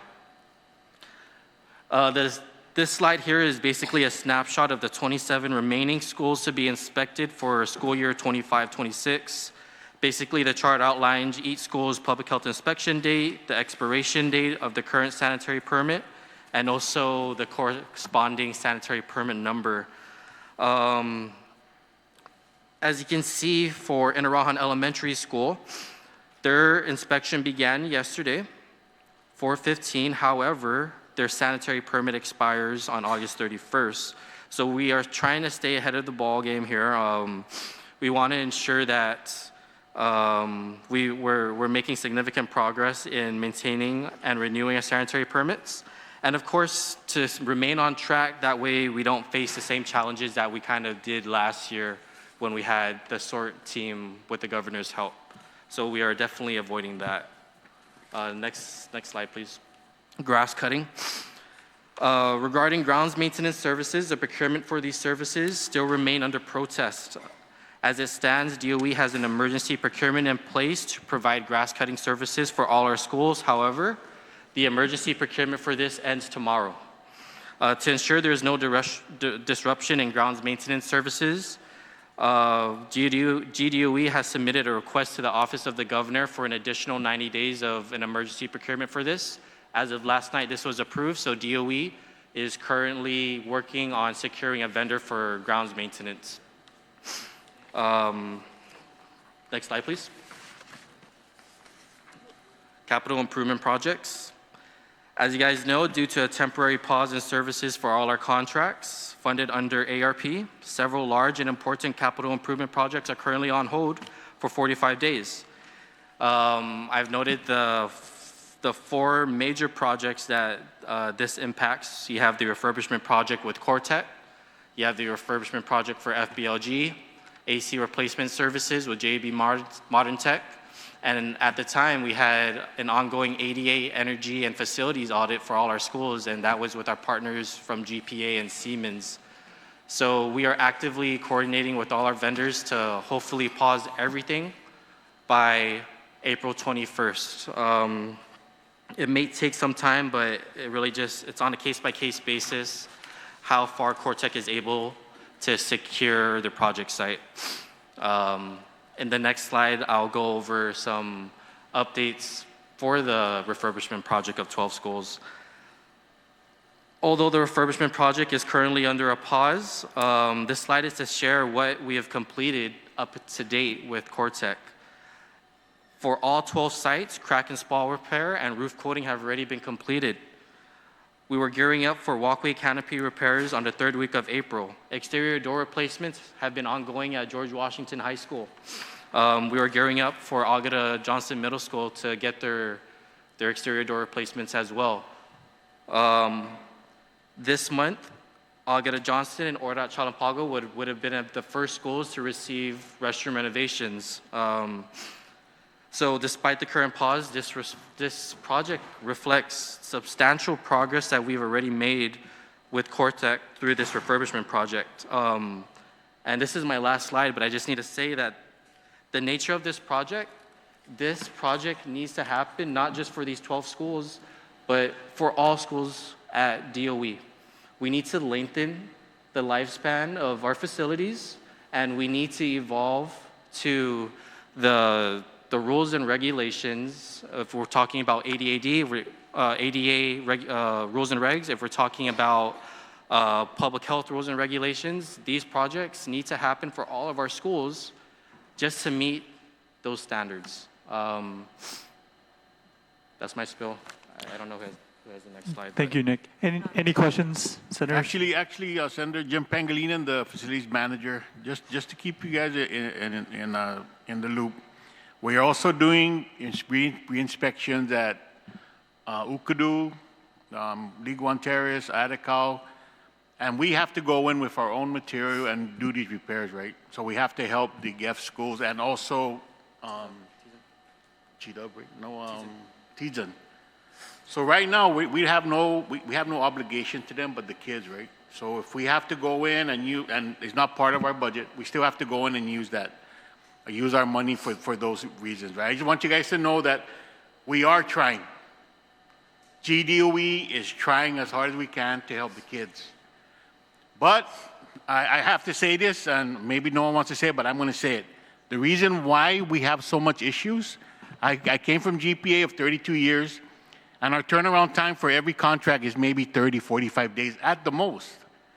Now the contract's sometimes 6 months.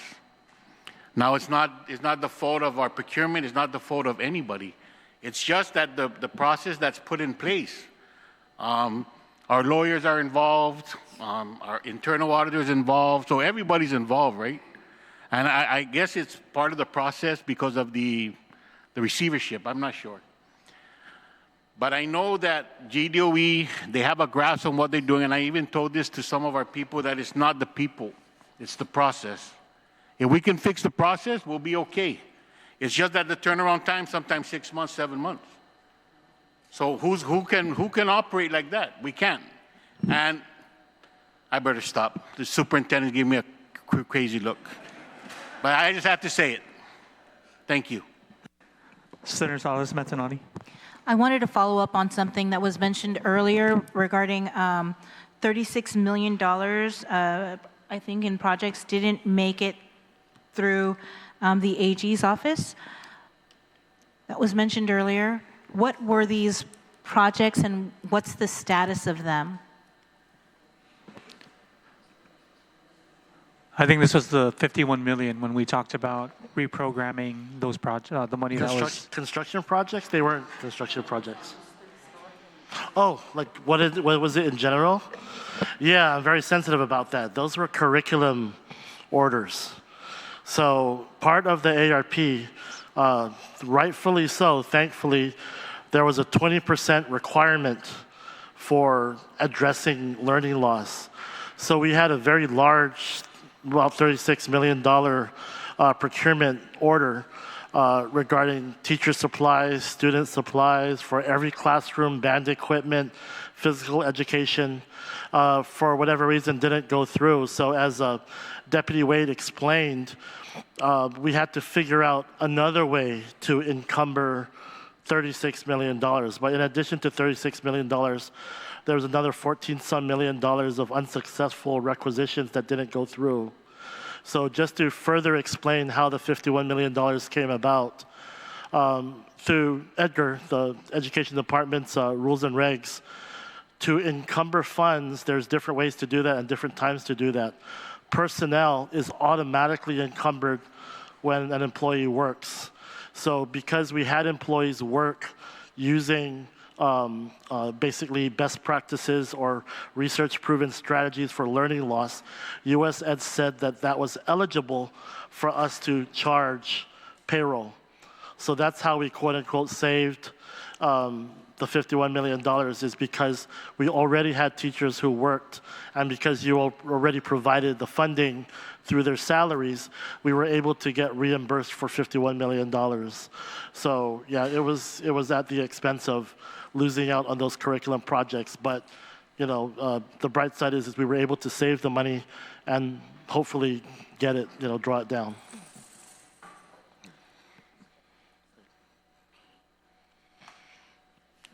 Any other questions? Yeah. Senator, Vice Speaker? Yeah, thank you, Mr. Chair. Just a question. When Senator Gumatauto said to shoot a letter to the email, shoot an email to the governor, whatever happened to the thousands of computers that GDOE had?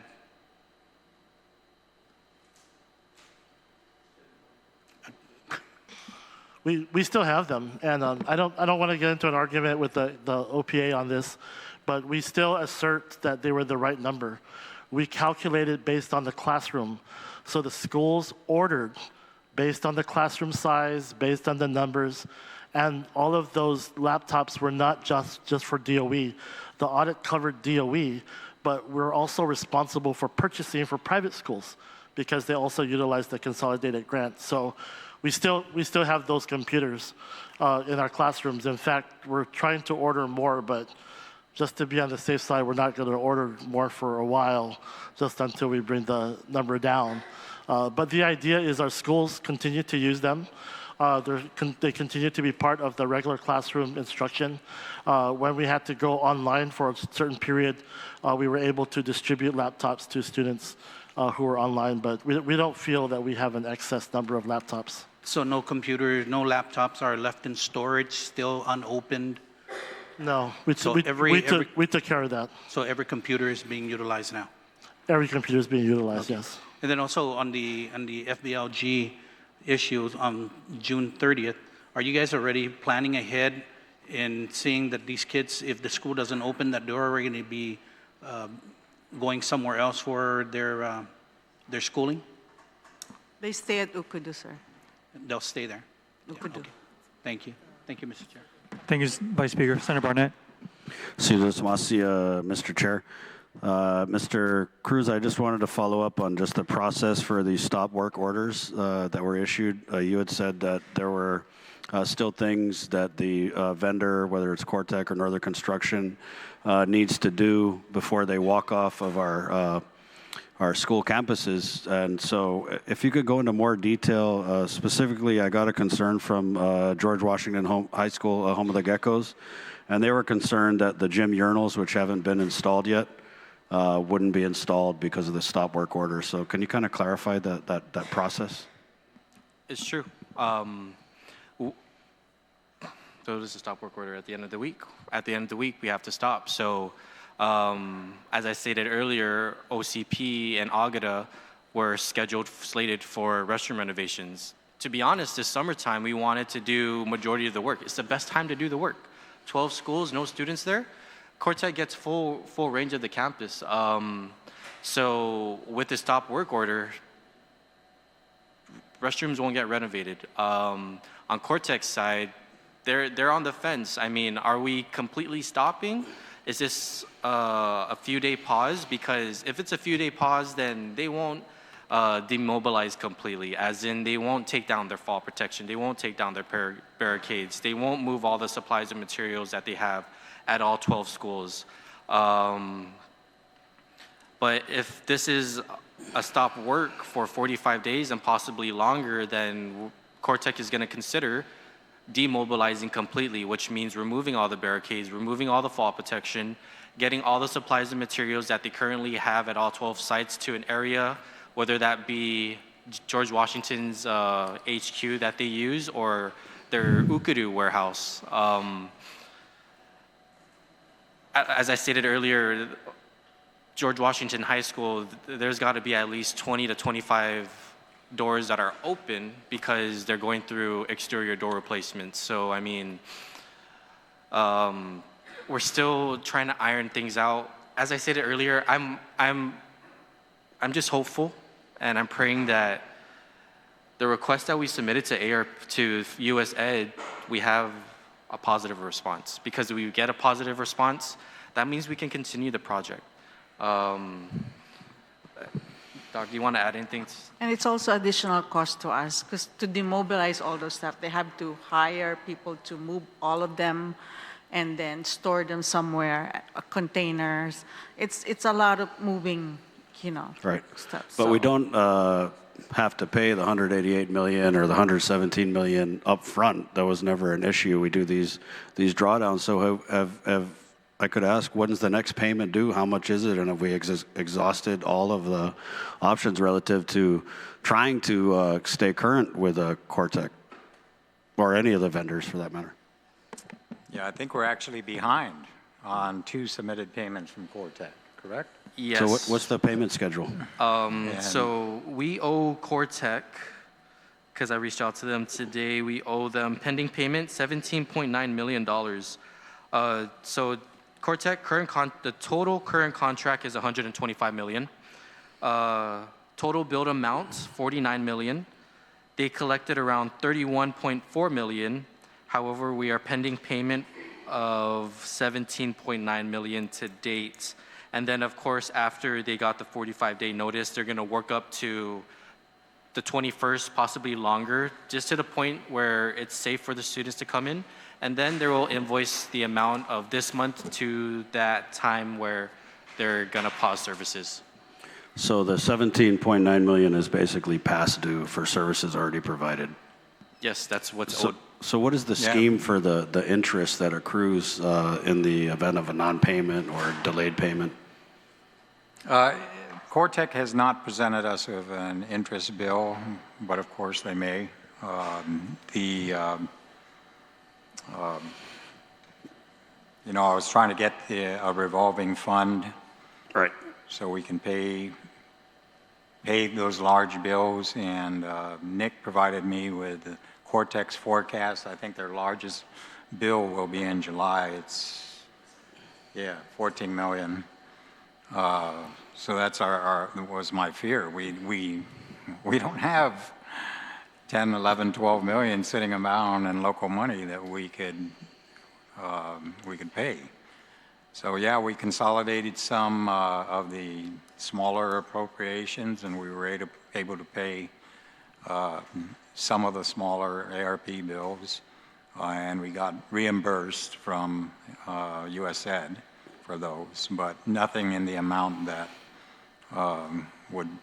is required to pay Cortec. So Mr. Cruz said that the grass cutting contract was being protested and that you're anticipating putting it out for a bid.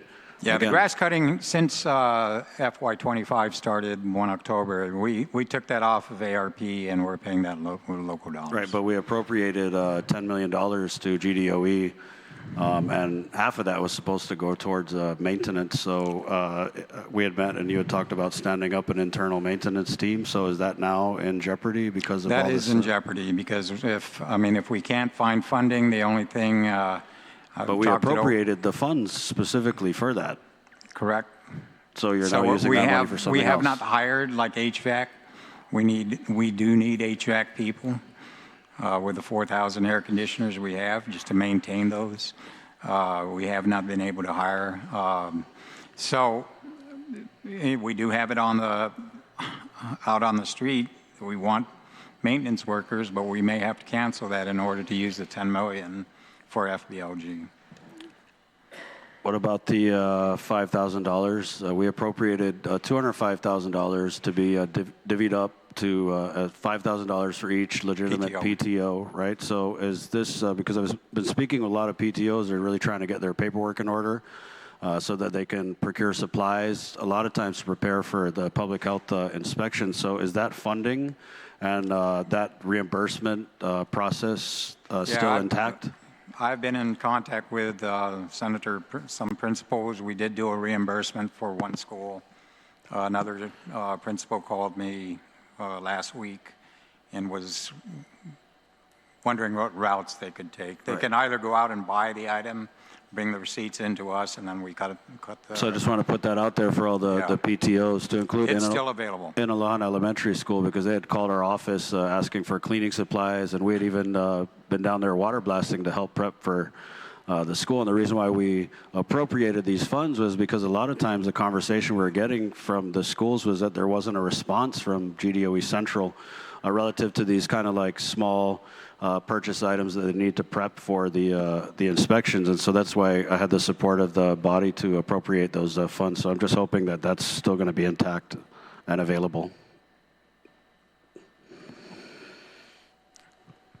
Regarding Enron, sir, I've been in contact with the principal, and the problem is he was given $50,000. I haven't talked to him yet. He was given $50,000 for cleaning supplies, but they diverted that to other purchases, and he only has about $2,800 left when I was investigating it yesterday. I'm not complaining about being asked. Of course, when there's a need, we're going to try and fill it. But Just, I'm in just making contact sure with the the funds principal. that we appropriated are going to be available for these PTOs. Thank you, Mr. Chair. Thank you, Senator Barnett. Slides, please.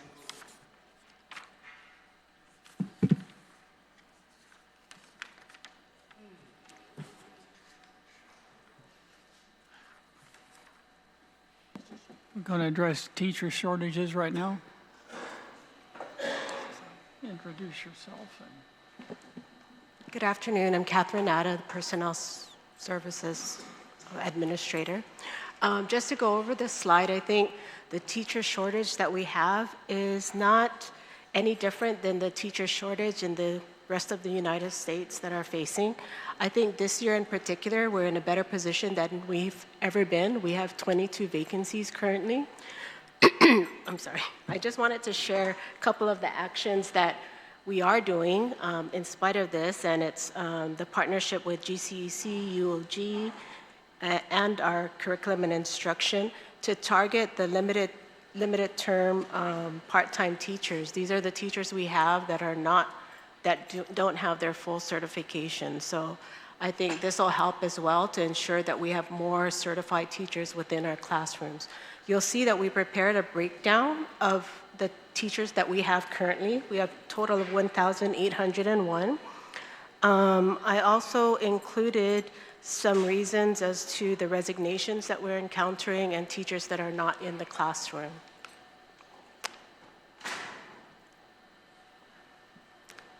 Is there any questions regarding this? Senator Barnett. Si Dusmasi, Mr. Chair.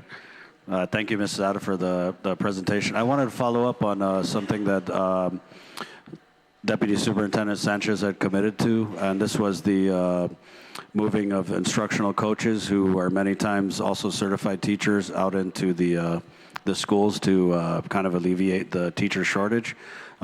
In hearing setting, I'd gotten that commitment from Mr. Sanchez, but just kind of asking around the department, not really satisfied with the progress for that, if any. So is there any progress with the moving of the instructional coaches from Central out to the schools specifically to fill the teacher shortages?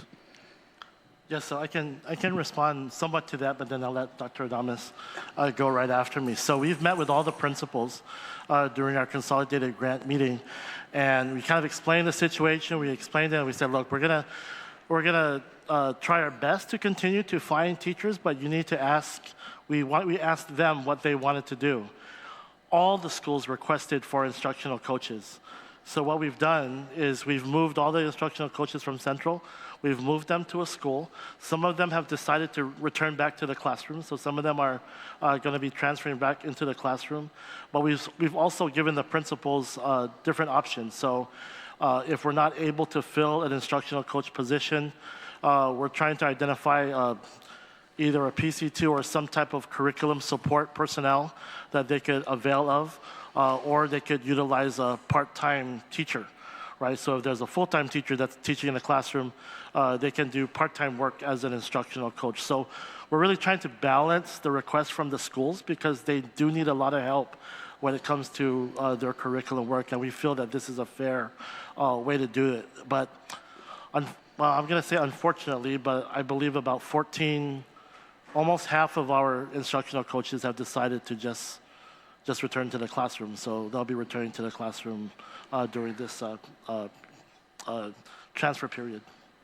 Thank you. Dr. Adames, did you want to? Thank you, Mr. Sanchez. Doc? Hi, good afternoon. My name is Barbara Adames, Acting Deputy Superintendent. So in line with what Deputy Joe just shared, January 2025, I had a meeting with the principals and I told them they needed to maximize their teaching positions. They needed to crunch the class sizes because if they still had a vacancy at that time since August, because we just don't have enough applicants, they already needed to make these changes within the school. So we went from 70 vacancies to 22. And so we've done as much maximizing as we could have done. With these 22 positions that are available, we're looking at SPED positions that are hard to fill and Chamorro teachers. And so it was a good thing that some of the instructional coaches made that decision to step down. But with the instructional coaches that we have now, they're not SPED certified or they are not Chamorro certified. So that's still a dilemma. If we were to put them in the school, we'd go back to being in the same position as having excess teachers. And so I just wanted to add to that. Thank you. Thank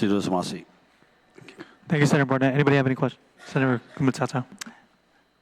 Just to stick with that, so you're saying that we don't have if we take the coaches and put them back in the class, I know it's only temporary, we can look at it being temporary, but you're saying that there'd be I guess the SPED teachers and the Chamorro language teachers, those are the bigger gaps, but everything else, you couldn't prioritize putting them back? We actually did. Oh, so now that we did. So the only vacancies right now are only those specialty teachers? Correct. Or if we have people who are resigning or retiring, then we're working with HR to fill those vacancies. It's on the slide.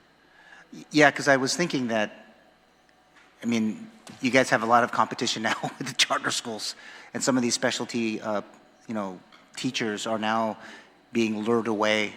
If it's not Dodea, it really is some of the charter schools that you're taking some of these losses. And I'm hoping that we can find a way to work that through or learn back somehow.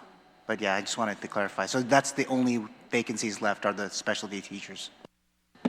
Yes, sorry. And if I could add, I know we've talked about this before, but the importance of the instructional coaches, it's not only to help the administrators as they are instructional leaders and they're managing the day-to-day operations of the school, but we're looking at teacher retention. We have first-year teachers, second-year teachers, and the realities of what they learned in college, what they experience as student teachers, and then becoming fully certified teachers. It's a stark difference in terms of, am I going to stick this out dealing with CPS referrals, truancy, some students who will call you right out, and cuss you out. And so it's a way, instructional coaches are helping our teachers to stay in the position, whether it's classroom management, lesson planning, so for now, while we have them, because we can't put them in the schools, they're really helping our teacher pool by helping them to commit to the position and stick it out and get the supports that they need with the ongoing training that we're having with our Curriculum and Instruction Division under Deputy Joe. I'm sorry, go ahead. You had a comment? She covered it. Okay, well, just one last question on that. Is UOG's graduating in a couple weeks? Are you guys like already lurking in the shadows to pull them and come help? Yes. The specialty side, I mean, we got... We're laughing because HR is so aggressive and they work hand in hand with the University of Guam and the Guam Certification Office. And so we were already targeting graduates in December from the University of Guam who were getting their master's degree in counseling. And we didn't get any of the 4. 2 of them went off island, 1 decided to stay in the classroom, and another one pursued something else. Okay, but what about the graduates that are coming right now? The ones that are they're about to graduate in a couple weeks. And so HR already has meetings with the certification office and the School of Education. You want to go ahead and expound on that? And we have a program where we have 11 SPED teachers graduating in December. So we're hoping that we maintain the teachers that we have, and then we're hoping that all 11 of those teachers come to DOE. But Joe, no one in the upcoming May commencement at UOG. Okay. All right, thank you. Well, to add to that, Senator, we're competing with Udea and Clark County School.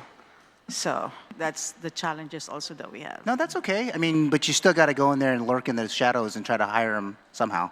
So, I think, yeah, it's a collaborative effort, but we're looking at it really in terms of retention, because it's not just the recruitment, because the recruitment numbers are quite big.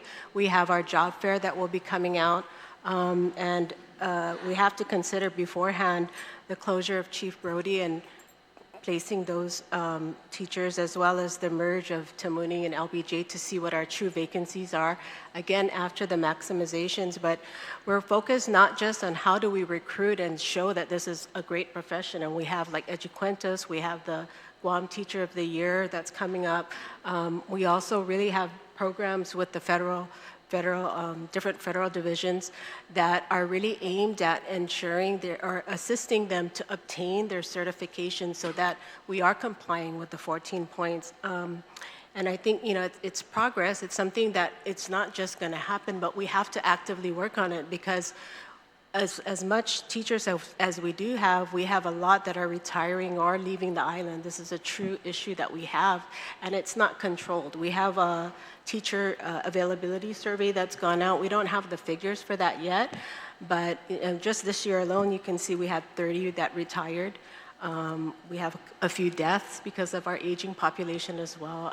So we have actions in place to try to be a bit proactive. Hopefully they continue to see teaching as a great profession. But again, this is throughout the U.S. There is a teacher shortage, so we're doing the best we can, I think. Thank you, Senator Gumatato. Any other questions on teacher shortage? Slides, please. Next slide.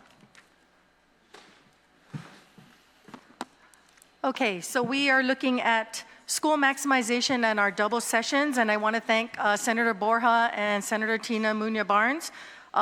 They convened the Resolving Inequities in Student Education, or RISE. They convened this task force on March 21st, and they listened to the different options that the GDOE Commander Team, which is a committee to maximize district resources. So they heard our input in terms of what ideas we were looking at to end the double session. And then we also heard some other recommendations from Dr. Judy Wampat, who is the Governor's Liaison for Education. And so we met with our secondary school administrators, and what we've done is we gathered input from GFT President Tim Fedenko, and we currently have a survey that is in circulation with our 4 schools affected by the double session. We're looking at JFK High School and Simon Sanchez High School, and then there's Ukadu High and FB Leon Guerrero Middle School. The criteria that we were looking at is, number 1, what's the feasibility of implementation at the start of this school year? And we're also considering the availability of our resources, the funding that's necessary. You know, we don't want to take a look at Chief Brody, for example, since it's going to be decommissioned at the end of May. What's the feasibility of refurbishing that school and having it ready in August 2025 for either Simon Sanchez or FBLG to use? It's not possible. So that's why our different options had to meet these two criteria so that we're coming up with something that's sensible, logical, and can be implemented at the start of the school year. So next slide. From April 9th to the 22nd, we have our employees, our students, our parents, and guardians. We're asking them to please complete the survey. And then on the 23rd and 24th of this month, the committee, the Commander Committee, will review the results. And then we will present formally our options to the superintendent, factoring in the feedback that we receive from the community. And he, in turn, will share this information with Dr. Swanson, with our chair, Mr. Sablan, to then decide what course of action will be taken. Any questions on the survey? Thank you, Mr. Chair. Is this the survey that was mentioned in the board meeting last night that includes working on a Saturday or something? Yes. So do you want me to kind of touch on that? I'm sorry, I cut you off. I'm sorry. Thank you. Okay, so the different options, when we're looking at JFK and Simon Sanchez, we're looking at option number 1, keeping it status quo, okay, which is the current situation. Options 2 and 3 involved alternating days of instruction. So one day, JFK High School will have full rain on the campus, 7 hours of instruction, and then the next day it would be Simon Sanchez High School. So it would be alternating. And if for some reason there was no school, no water, for example, which is highly unlikely because they have their own water tank, if that were to happen or any unforeseen circumstance, then the school that's off, quote unquote, would go online. So it was just a way of alternating to ensure that there wouldn't be any scheduling conflicts or concerns that students didn't have use of the facility after school hours. And then more innovative, if you will, is having the 3 days on for one school and 3 days for the other school. So it could be a Monday, Tuesday, Wednesday arrangement for one school, Thursday, Friday, Saturday for the other school, or Monday, Wednesday, Friday for one school, Tuesday, Thursday, Saturday for the other school. And when they're not in session, it's an off day so that teachers have 2 days off and then they're working 3 days. So this is similar to the cohorts that we use for the elementary schools with the delayed opening? Correct. But you know what they did that was different from what you mentioned was they alternated the on days. So for example, my kids would go on Monday, Wednesday, Friday 1 week, and then UPI Elementary, who was sharing D.L. Perez's campus, would attend Tuesday, Thursday, and then the next week, UPI would do Monday, Wednesday, Friday, and DL would do Tuesday, Thursday, so they didn't have to spill over into the weekend. But are there any issues with the utilization of the JFK campus in a scenario like that, since it's a lease school? Is there anything that prevents Sanchez population from, utilizing the JFK lease school for, No. full day every other day? No. Okay. No. Thank you. Okay, thank you. And then the other option is to reassign attendance areas, which is more radical because you can't just reassign the students from Simon Sanchez and put them at GW, Teason High School, or JFK. That wouldn't work logistically because we're looking at DPW and the routing that they would take to drop off the students. So what the commander was looking at is taking the GIGO students and putting them in Ukadu because it's closer to their home. And this is just until their new campus is built, which we're targeting school year 2007, 2008, 27, 28. And if we were to move Simon Sanchez into Ukadu, then we would have that ripple effect of the students in Ukadu then being dispersed into JFK, and then those from JFK might have to end up being dispersed elsewhere. And so these are the 5 options that we're looking at for the high schools. And once we get that feedback and look at the feasibility in line with our pros and cons that we already laid out, then we'll have that information presented to Dr. Swanson for further action and recommendation to the board. Thank you. You know, if you just put on your educator hat, you had talked about it would be radical to redistrict and redistribute the student population, but don't you think it's more radical to have our kids going through these double sessions where you have one school waking up at 4 in the morning to be at the bus stop by 5, and then the other school getting off in the dark? Does it seem like that would be a more reasonable solution to kind of redistribute the population? I know that this was also mentioned in the board meeting last night. And that's why it's an option. Thank you. Thank you. Vice Speaker. Yeah, thank you, Mr. Chair. I know it's been brought up, and I think it was the chairman that brought it up about moving Central down to Southern and utilizing the central office for the high school. Has that been discussed further, or did we take that off the table? Thank you, Senator, for that question. Yes, the commander team explored it. Number one, the facility belongs to Cortec, and it was never designed to be a school. And number two, we would fail public health inspection because we don't have the student to restroom ratio. We don't have enough water fountains. There's no cafeteria.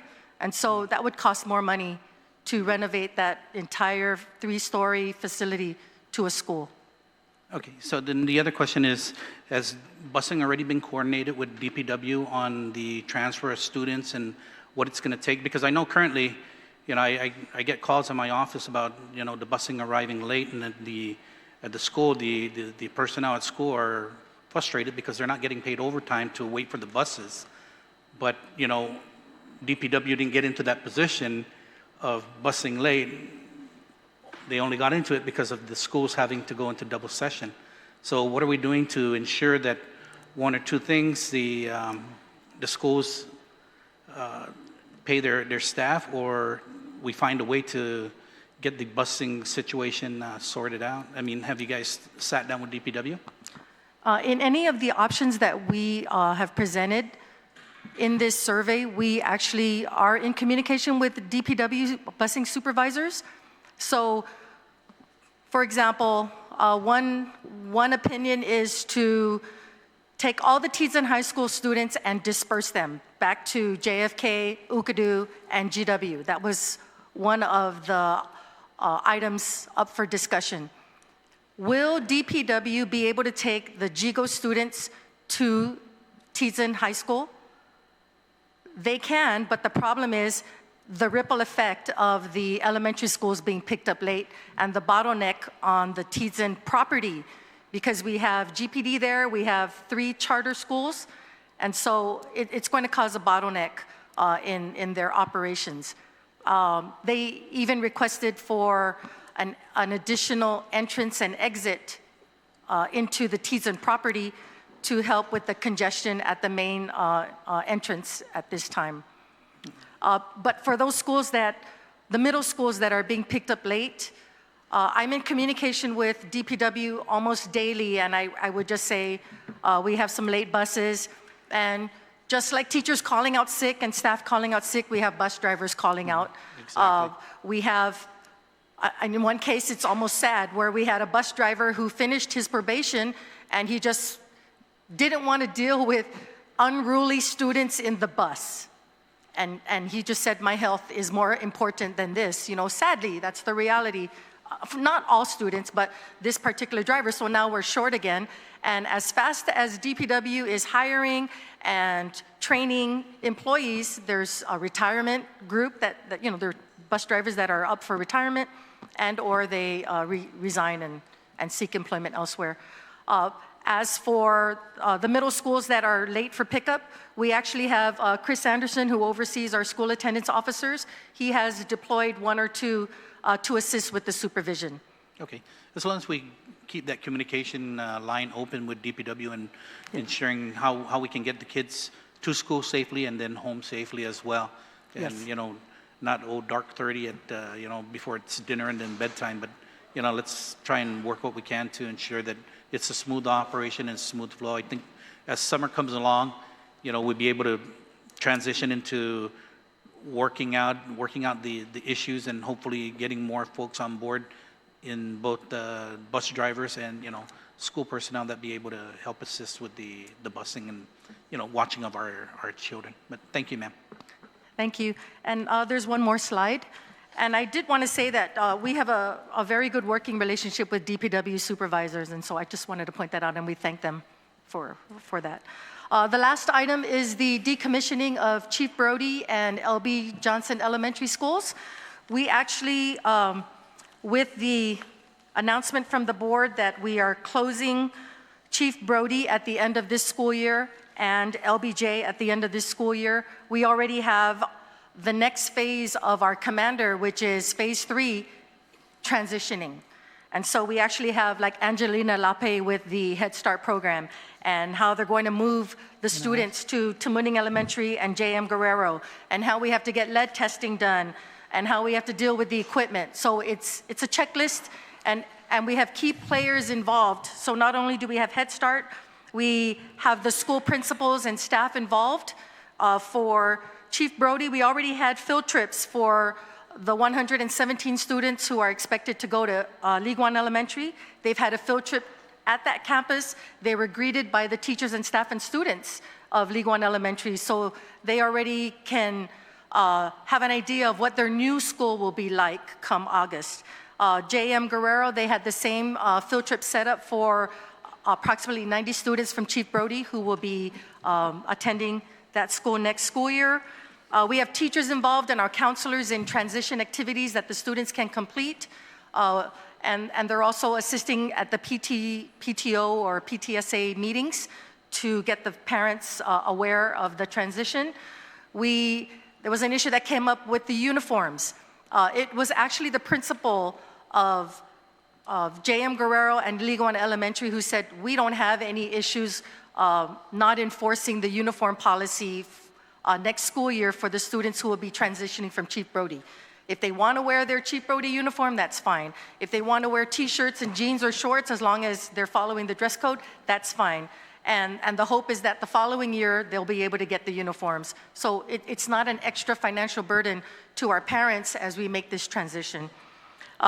We actually are looking at our teaching and staff personnel, where we won't see any cost savings with personnel because we're not losing any employees. We're not going to terminate anybody. We're going to allow them to transfer to either Liguan or J.M. Guerrero or fill the vacancies at other schools. So our teachers are looking at this point, our teachers district-wide are filling out their availability forms for HR to determine if they are returning next year, if they plan to retire, and what's the retirement date, or if they are resigning. And so where you might think that we have now all of these teachers available because of the closing of the 2 schools, we actually are going to use those teachers to fill the vacancies where we need them. Same with the staff, where we have school aides, one-to-one aides, and what have you. We're going to help fill the vacancies with these positions. We actually have our collateral equipment that will need to be transferred. So this is where we have Dr. Leabeth and Jimmy who will assist. We have Xerox machine contracts and other contracts that will need to be terminated. And that's where we're going to see the cost savings with these contracts that will end, and we're looking at power, water, telephone, what else? Data communication systems, our internet, and then our grass cutting and our Xerox machines. So there's a whole process involved. We got most of our district office assisting with the decommissioning of the 2 schools, and we actually have Chief Brody that will have a decommissioning ceremony on May 22nd. So Principal Darlene Castro has a program lined up, and that's what I have for the decommissioning. Thank you. All right, thank you. Did you want to ask one last question? I did want to ask, in case it happens, let's say, Madam Administrator, that you redistrict to send the kids, right, away from the closed schools to one that is open to end that double session. My question to you was, how difficult would it be to undo a redistricting plan when, for like instance, FB Leon Guerrero reopens? Would there be any difficulty in undoing what, if that is the choice? Just as a food for thought. Say you try to end the double session, you have to redistrict if that, because there were several options given. If you did that, right, to end the double session, and take, for example, FB Liangaro opens, would it be difficult for you to undo the redistricting of the students and pull them back? So you would redistrict, and then when the school opens, undo that so they could go back to their school. Because some of the concerns were breaking, not wanting to break the students up. So it was brought up not once but twice in the different meetings. Yeah, I can respond to that. A lot of this is both a combination of experience and speculation, because we've done this before in the department.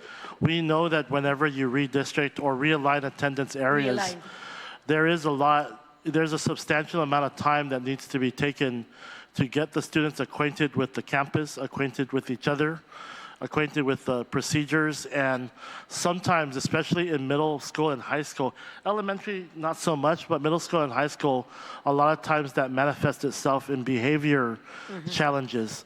So that is one of the cons that the principals and teachers bring up, is that when you move students from different schools to different schools, and when you move groups of students from different schools to different schools, you have to be conscious of the social implications. So a lot of time does need to be spent on the social interaction of the students. Now, that's under normal circumstances when you're moving them for the purpose of keeping that district together for like 10 years. But in the case of moving them for 2 to 3 years, and then moving them back for another 2 to 3 years, that's where it gets kind of problematic.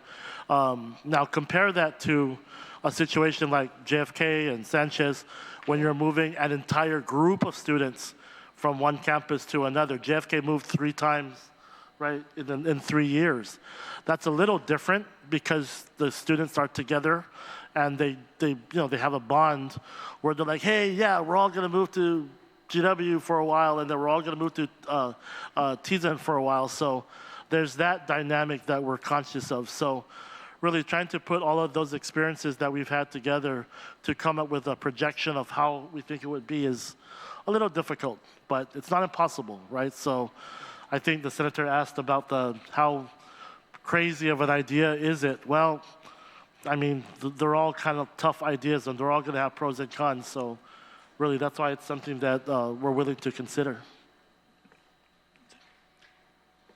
Yeah, the reason why I asked is you brought it up, JFK and Simon Sanchez, right?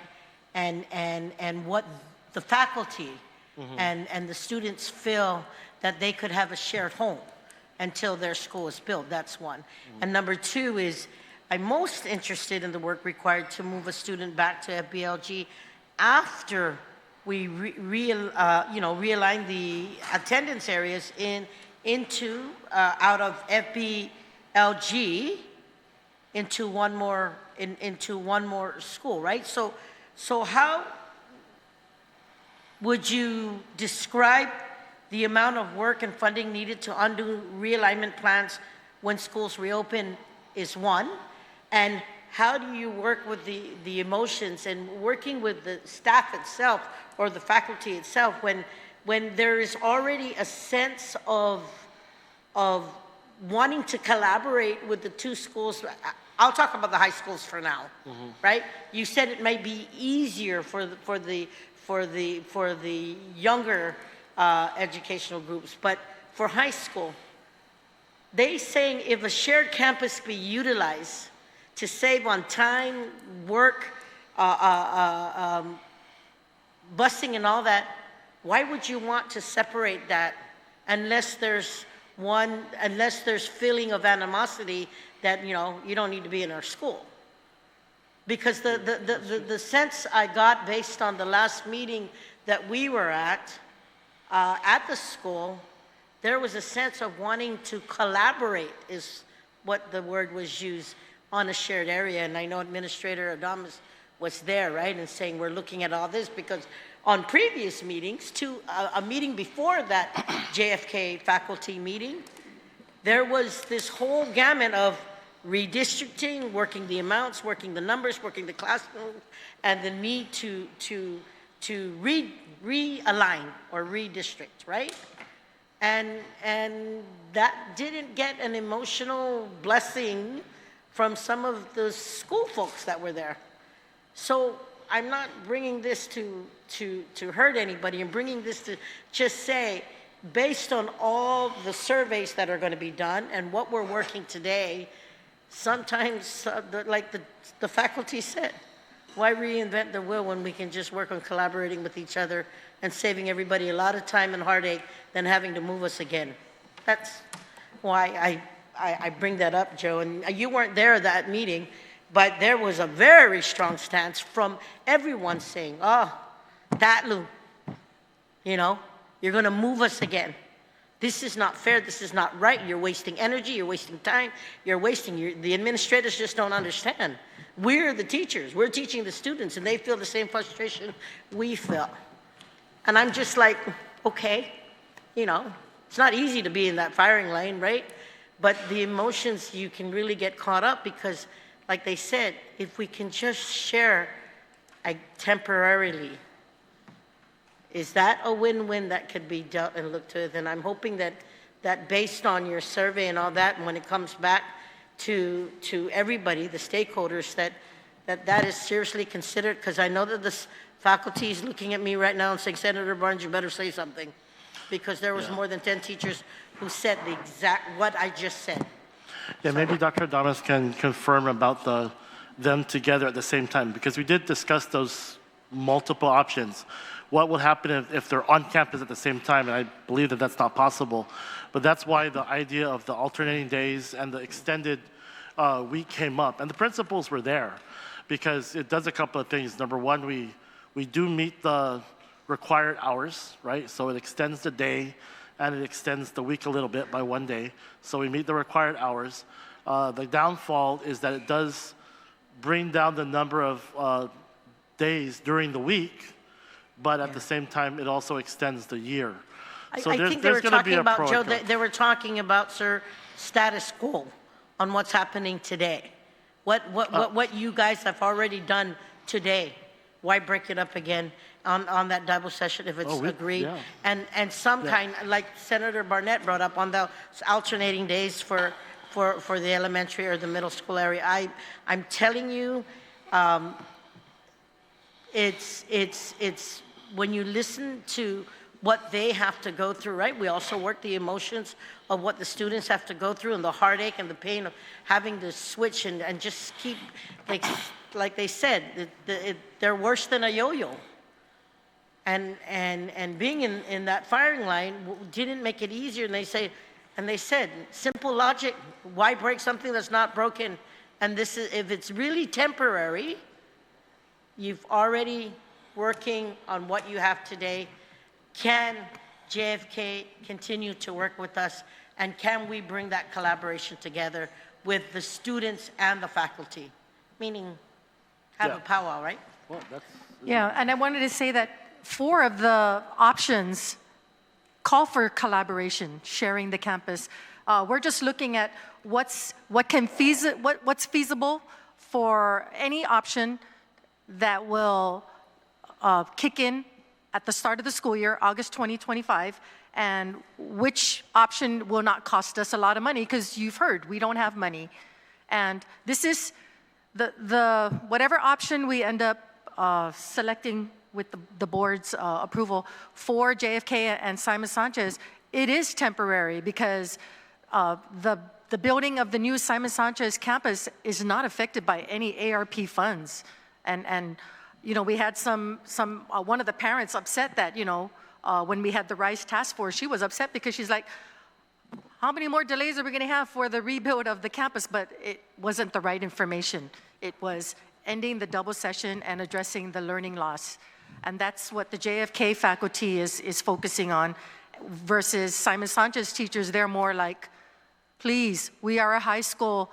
Can we just share the high school? Because our school is going to be built 2 years from now. trying to take a high school and fit them into a middle school, it's going to affect a lot of their programs. And so we'll see what the survey results, what the outcome is, and then we'll move from there. Thank you. Thank you, Mr. Chair. Thank you, Vice Chair. Thank you for the presentation. We'll get into some of the any additional questions. I'll start, and then we'll go with the rest of my colleagues. I think I had like 15 questions, but I'm just gonna go into some of these two questions that I think are very important. Prior to me becoming a senator, my wife is a school counselor. All her sisters are teachers or administrators. So even before seeking political office, I've always heard the gripes of the department or just the issues. And one of the things, like even through the last 3 months of going out into the schools, attending the PTO, one of the things that I've learned, or at least kind of observed, and this is, it's going to lead into my questions, and we'll start with really just it covers like the leadership and governance of the department. And one of the things, one of my first questions, given the recent headlines and how the relationship between the superintendent's office and the board seems to be characterized, how do you think that dynamic affects the day-to-day operations within the department? And I'd prefer like middle management to kind of answer that question, right? Because I think, when we talk about process is going to be, people based on the culture. Sometimes people can say they don't care. And I think one of the things that we get, and I hear this all the time when I'm like, why don't you guys speak up, or why is this not brought up to the leadership, is, well, we don't say anything because we don't want to get in trouble or we don't want to get fired. There is that fear, and if anybody disagrees with me, you can raise your hand and say, I think you're wrong. But there is that fear within the department that people feel they can't speak up. So just based on just the different things, do you guys think the relationship with or just the way things are characterized by Joe Public, in how the relationship with the board and the superintendent, do you think that affects the operations of the department? I see a lot of heads nodding. Does anybody want to make any comments? Because I think we need to address this when we look at, would it be safe to say that that's something that we probably need to address, or not? Obviously not us, but do you think that affects the day-to-day operations of the agency? I'm looking past the panel here. Oh.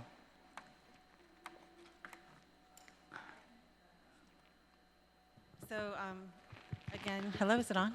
Is it working? Sorry. Oh, there, yeah, we can hear you. Okay. So again, Angelina LePay, Head Start. My division is in a very unique situation from the other divisions. The Guam Education Board is our governing body. I have personally felt like the board is very supportive of our program, as is the upper management. So I know that with every organization, with every kind of collaboration, there are always issues, right? But I personally don't, I've always been very supported by the board. And anytime I come to Deputy Joe, who's my immediate supervisor, and he brings it forward in division head meetings, I don't have any such issues. But from hearing from others within the department, yes, I do hear other people say, but they don't listen to the board meetings all the time. They're not attending all the time. But I do hear what you're saying. There are some people out there who say like, oh, they don't agree or things like that. The board does have a public participation area in its agenda, and there have been people who come and speak up. So I would just encourage any other DOE employees to do the same. There is a method for it. Or, going through the chain of command and their principal and next to Deputy Adamus. But yeah, personally for me, I think that I've always been supported by the board and the superintendent, so. Thank you.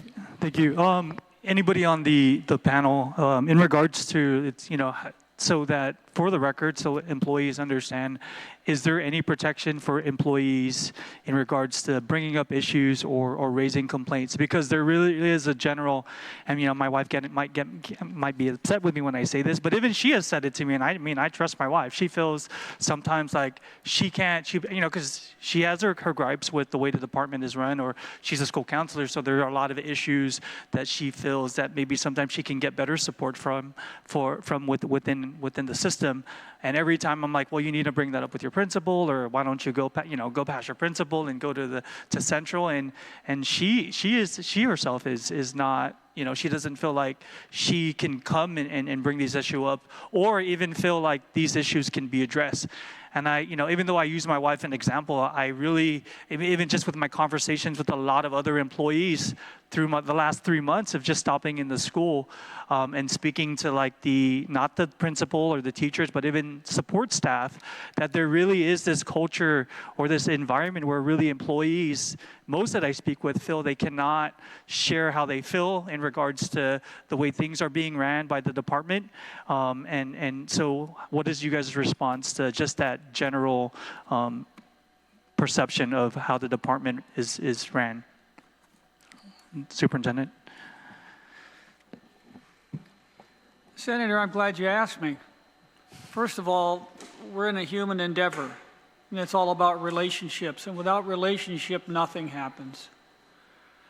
All I can say from my own experience here in our community, because I've spent a lot of time in this room, I joke about becoming a YouTube influencer. Not my favorite role in life, but here we are. This is part of what we have to do.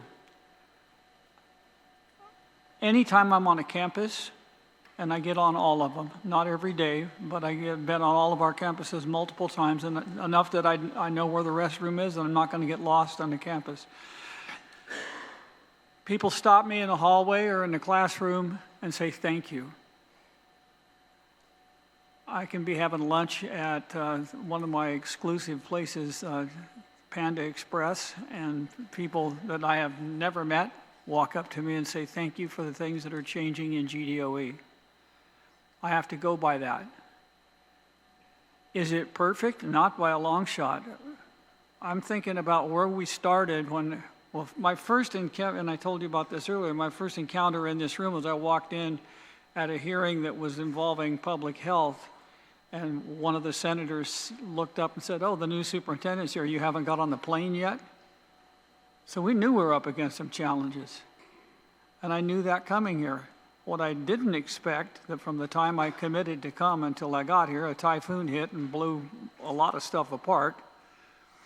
And then we had the other pressure being put on about public health certification in the schools, and half of our buildings not ready to open. So that's where my attention has been for the last year plus, is getting all that done. Now you saw today, it's certainly not perfect, but we know two things are happening. Schools are being re-inspected and they're getting a higher grade than they did the last time. So that means we're making steady progress. Our folks work hard. Our teachers are good teachers. They work hard to do a great job for our kids. And there's also places where we have to make some adjustments, where we have leaders at lower levels that aren't necessarily on script with us. And we're getting, we got to get through all of that. That's all part of being a leader and taking the responsibility for it. So all in all, I hear negative comments sometimes, and I hear positive comments, and I'm hearing more positive ones than I'm seeing negative ones. But where we have that, I have to address it on an eyeball-to-eyeball, face-to-face level, and I do believe very much so is praise in public and criticize in private. We got some folks that need to sort out their attitude at all levels. At all levels. And it's the public ridicule and public attacks, that has to stop. It's unprofessional, it's unchristian. We don't behave that way. We don't always agree, and I know that politically, I'm kind of on the left side, and you guys are kind of on the right side, and that's good, because the dialogue gets us to something good in the middle. And we have to work on that. And so, are we there yet? No, not by a long shot. But are we where we were a year ago? We're way ahead of where we were a year ago. And this situation that has been discussed a great deal, and the changes at the US Ed at the same time, along with our own issues that are here on the ground, especially with funding and fund management. It's easy to confuse because dollars are just like dollars, and most people understand I either have enough money to put gas in a car or I don't. That's what we understand. So they don't care what color the money is we're talking about or which set of rules it goes by. I mean, we know that we're funded through a half a dozen different federal channels, and they're all being reevaluated. So that could feasibly challenge more than what it already does. But our parent community, unless they deal with that kind of intricacy and complexity every day in their life, they don't begin to understand it. Our job is to be the stewards of our resources and take care of our kids. Make sure that they learn and they grow and they get everything they do. Because my goal is that when they graduate and leave us, that they have learned in a number of areas and they have enough choices that they can pick any number of good options for their future. Anything less than that is not what we're here for. And I'll leave it at that. Thank you, Superintendent. That's it for me, Vice Speaker or Vice Chair. Thank you, Mr. Chair. I did earlier have two questions at the end that I wanted to share, and I wanted to take it from the perspective of responsibility, right? And my one question right now is how soon do you expect this federal funding crisis to be resolved? And can you assure this body and your many stakeholders that overall safety in the opening of next school year will not be affected by any loss of federal funds, of the federal funds? I think that's you, Doc. I'm rolling the answer up in my head. It looks like I'm reading the inside of my eyelids. I'm sorry.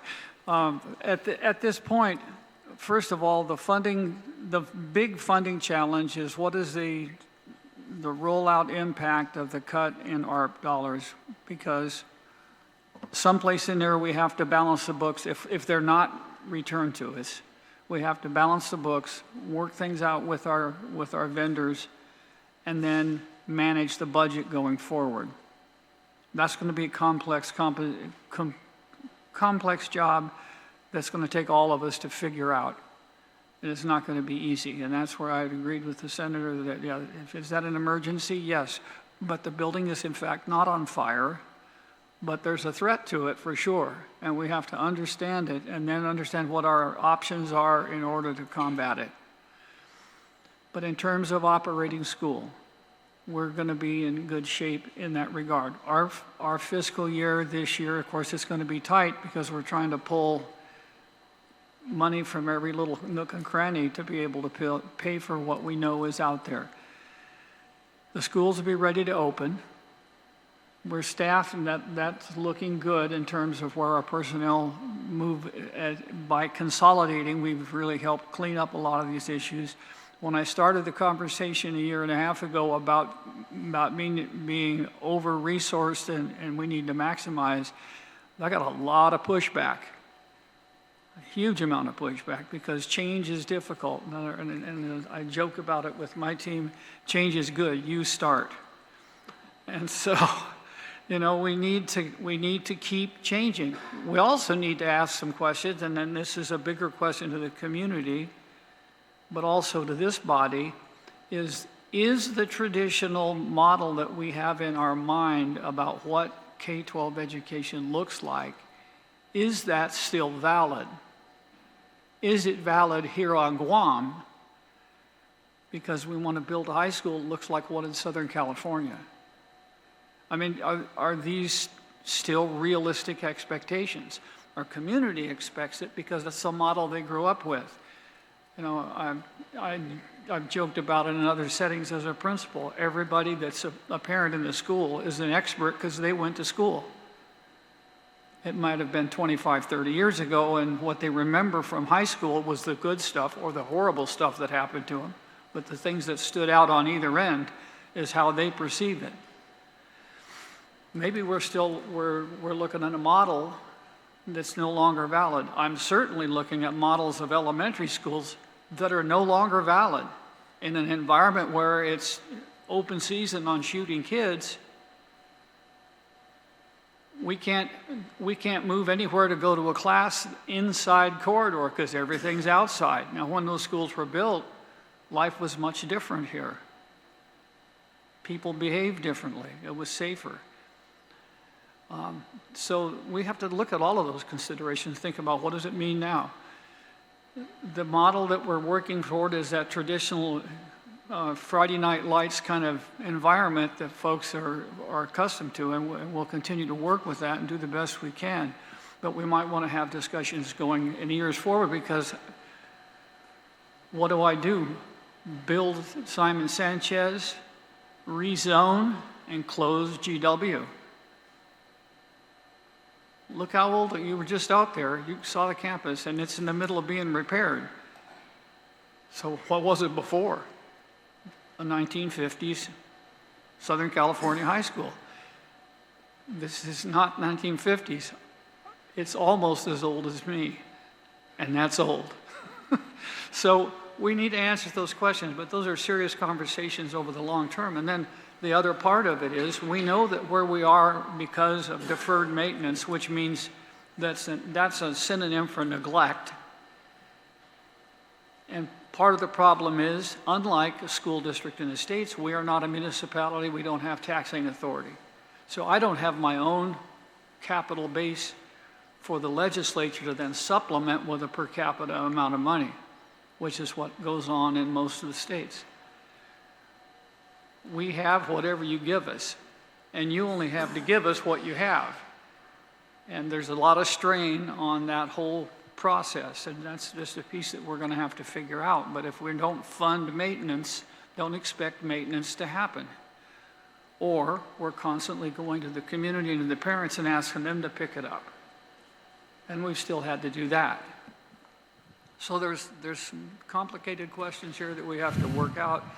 And I don't know that, be it an unfortunate circumstance or maybe fortunate circumstance, it's time to have those conversations. Because the only schools that I have that I can say that are threat safe are leased schools. And the design for Simon Sanchez is also one that's a good one.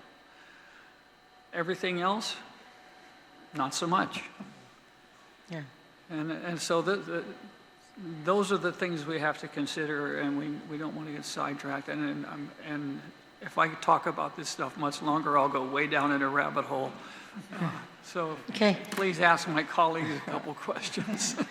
Mr. Chair, my last question is more pointed than usual, but I literally feel compelled to press Guam DOE for this answer, Mr. Chair, since we've had all these meetings. And that question is, who is responsible for the loss of these federal funds? And will there be any accountability held for those whose inactions led to this critical money being given, but not tapped before U.S. DOE pulled the plug? And I know it's a very pointed question, but based on the information we received from the board and a lot of you folks here, some of these things went back as far as, yes, even before your time, and I will say that for the record, but I'm looking for accountability, and I'm being as pointed and as soft as I possibly can, but the frustration is there based on what we could have been able to draw all the way down. So, any thoughts to I will say this, that I've looked at the years that are in question in terms of the consolidated grants, special education grants. We're going to make some adjustments mechanically in terms of how we do that, and we've already dug into the processes. We are going to apply for those places that we can to recover funding, and I'll probably have to make a couple of personnel changes to help make that move effective in the long term. Mr. Chair, I really appreciate the President saying that and knowing that we really need to do something, because based on what we have today, but what we could have done to expand to help everyone in the DOE family, there should have been facilitation and follow-through. So thank you, Mr. Chair. Thank you, Mr. President. Thank you, Vice Chair. Senator Gumbutata, any additional questions? Yeah, just a couple of things, Mr. Chair. Mr. Swanson, you are now over 700 views. You are now officially influencing this community because you've now eclipsed Senator Chris Dueñas's hearing yet earlier from the University of Guam. So kudos, you are now an influencer. I want to share with you that that I found over my last 4 months in my new role as a policymaker is that leadership really is a lonely place. And I think when I look at you and I look at the rest of the elected members and your leadership, at times, yeah, I think you could all agree that it is a very, very lonely place. But also, we can kind of turn that around because it's not just lonely here, but your principals and all of the other administrators that are not in this room today. It's very lonely. And they're taking it from a lot of parents and a lot of stakeholders. And so I just want to say that, share that with you today, as I've been listening for now on 3 hours. Also, I said earlier, solutions. So I had a couple. This is probably more for Dr. Damos. As you guys are considering these changes. Now, let me start by saying, and I said earlier, a lot of the things that we can do here is not going to be funding, it's going to be policy. But one of the policies that I think that is, actually three things. First one is I'm hoping that the chair would engage the executive branch. And I appreciate my colleague from EPAN recommending also letters. Yes, that probably is going to happen too. But yes, engage. Second, and probably more to Dr. Damos's thing, a policy that probably people don't want to talk about, and it'll take us maybe here for another hour, is this idea, we have a busing, we have a lot of limited amount of buses, but there is a policy that if a student lives within 1 mile of a school, unless you repeal that policy, I think we probably want to consider encouraging healthier lifestyles and having some of those kids start walking to school. I witness every day as I drive to my office here in Agana, and I pass some really great schools. I'll use the best example is Agueda Johnson Middle School and seeing these 3 kids sitting on the side of the road within 1 mile of the school. There's a crosswalk, and watching them wait while I'm waiting to get through traffic. They could have been across the street and at their school faster than waiting for that school bus. And I'm hoping that there's a consideration with the limited amount of buses and the limited amount of drivers that the policy can be looked at to start looking. Now, I know that some of the attorneys are going like, well, that's not safe. Well, our roads are now safer because over the last 20 years because of this. So we should start looking at how we can make our school communities, make them a little bit more, hey, I'm more proud. People's yards will get cleaned up. People's way of looking at the way things are done might be changed. So I'm hoping they would do that. And then my last thing, and I think it's probably important, and this is to the chair and to the vice chair, but I'm hoping, and I'll be very polite, that I'm hoping that moving forward after this meeting, I mean, we hear a lot about your maybe your colleagues visiting Central and other places. Your job is a policy, it's not running the operations of the Guam Department of Education. Do it in your meetings and stay out of the hair of some of these great employees who are busting their butts to support the school children. And I'm probably not, maybe I'm preaching to the choir, but I think that we should encourage them to stay out of the day-to-day operations of the Guam Department of Education. So again, I know that leadership is about making hard decisions. We're going to have to make some hard decisions too with your budget and moving forward. And after the results of this meeting, I think we are going to be doing exactly what you talked about earlier, Mr. Swanson, is about change. And I think that in 2025, that's what probably the theme is going to be, is about changing the way we do business and how we do schools in Guam. Thank you, Mr. Chair, for the time. Thank you, Senator Gumbutata. Vice Speaker. Thank you, Mr. Chair. Just a couple of questions. And I think, Mr. Pangilinan, you mentioned it earlier about, I guess it was the Atacao, League One, those schools that you guys had to do maintenance on those as well and utilize local funding for that?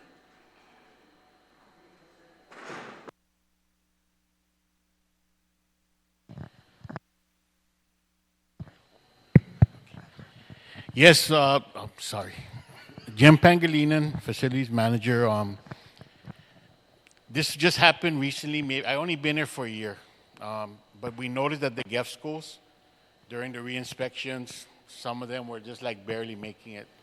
So now we brought all our people in to start assisting the GEF school, which is Mike Alvarez's group. So whenever they come up to an inspection, we go in, we take a look around. If they need assistance, we help. We do that because of the kids of Guam, right? Not because of GEF or whatever. I just don't understand the contract. I guess that's out of my pay scale. I can't deal with that. I got to concentrate on the re-inspections. That's my job. So also we encountered Tizen. Tizen, we did a walkthrough because that was one of our considerations for double session. When we did a walkthrough in that school, it wasn't promising. There's a lot of work to do. We had to push back the re-inspection to August, Nick? June. Yeah, to August. It was supposed to be done this month. But if we went to the inspection, we would have failed. So now we talked to Cortec. We went through their work orders. We're trying to see what's completed, what's not. And the reason why Cortec will not work on it is because if it's vandalism, they will not touch it. So now we're trying to differentiate what's vandalism and what's wear and tear. So once we understand what that is, then we're going to go in, divide and conquer. We'll take care of all the vandalism work, and they'll take care of all the wear and tear. Thank you for that, and thank you for all the work you do for the schools. So who knows about these contracts on the GEF schools and also Tizen High?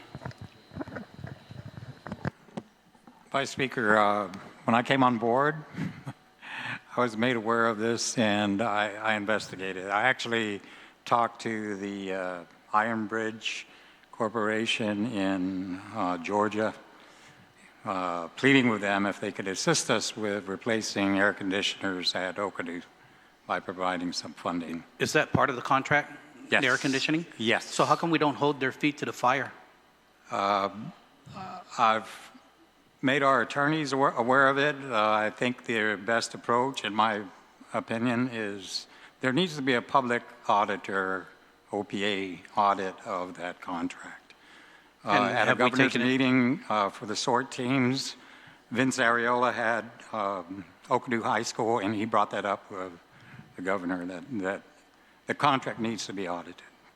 So we know the contract needs to be audited. Did anyone take the contract to the OPA or communicate with the OPA? From what I understand, it was brought to the governor's attorneys. There's a handoff. Nobody wants to touch this issue. But for the sake of our kids, I think if we're not going to take the legal route, there needs to be an audit of the contract.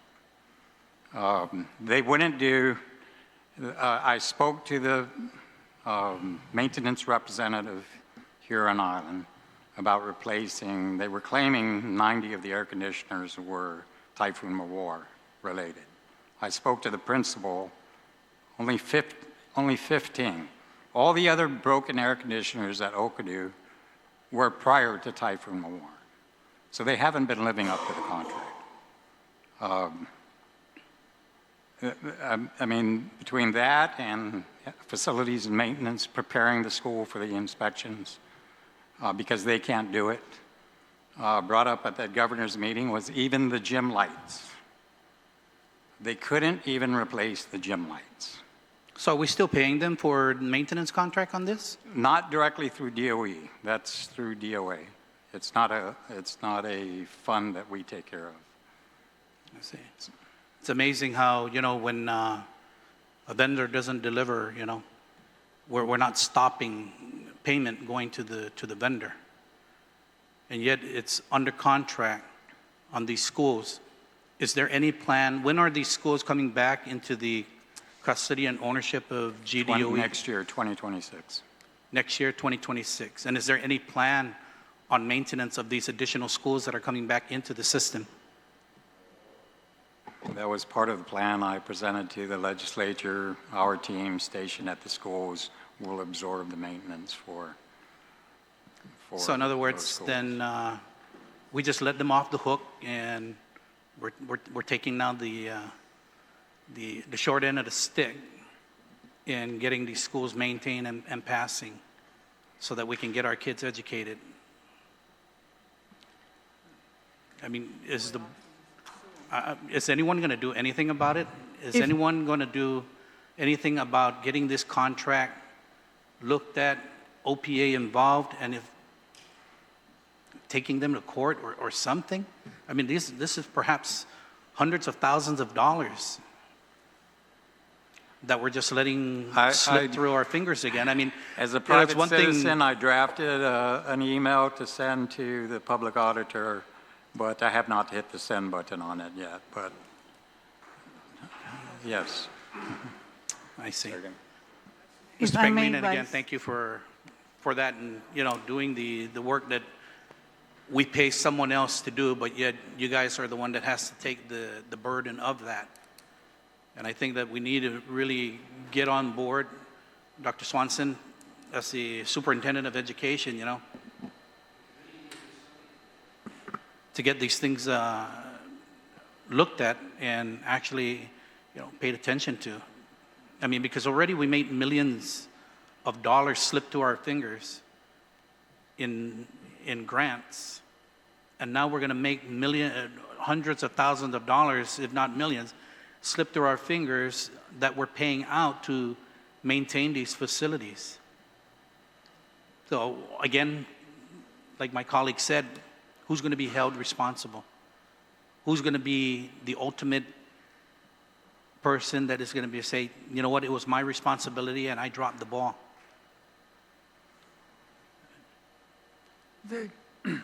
As I understand it, the next step that the only one that we have left is to litigate it. And we we're can going to do that after the contract expires?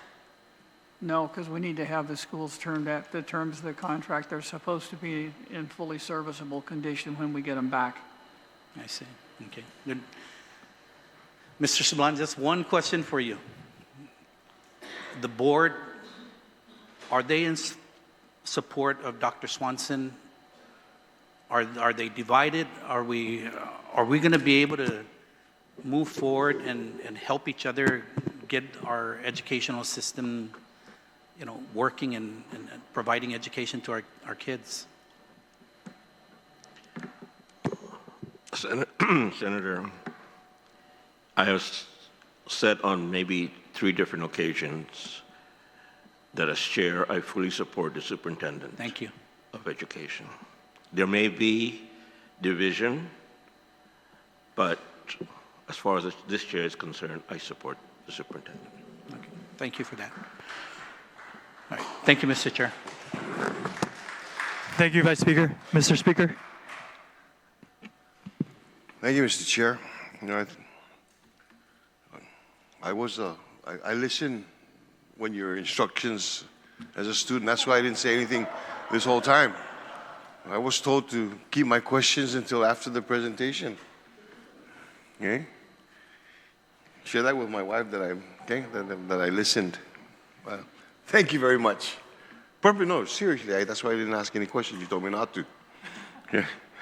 A couple things, but I think that I used that time to be able to observe. And it's quite interesting when you're sitting up here and you're looking down here and you ask a pointed question that's just yes or no. And I have one side of the room saying yes and the other side of the room saying no. Okay? Or the type, or the expressions that I got, but that I see when their answer is being provided, and there seems to be like, where's that coming from? Okay? And it just basically, it provides to me, first off, yes, you're one of the, you're the largest agency, okay, within the government.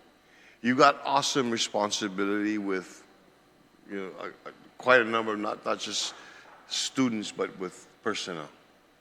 And there's going to be disagreements. Okay? And there's going to be problems. There are going to be troubles. But I think that, and I'm going to refer to a response, Mr. Swanson, that you provided earlier when you were asked the question. You said that's a complicated question.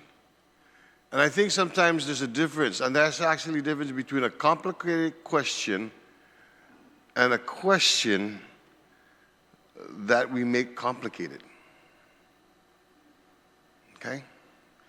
And I say this because I see the resources that exist within your entity that can help to resolve a number of the issues that seem to be flowing out externally. And it starts with one simple thing. It's called communication. It really comes down to the communication, guys.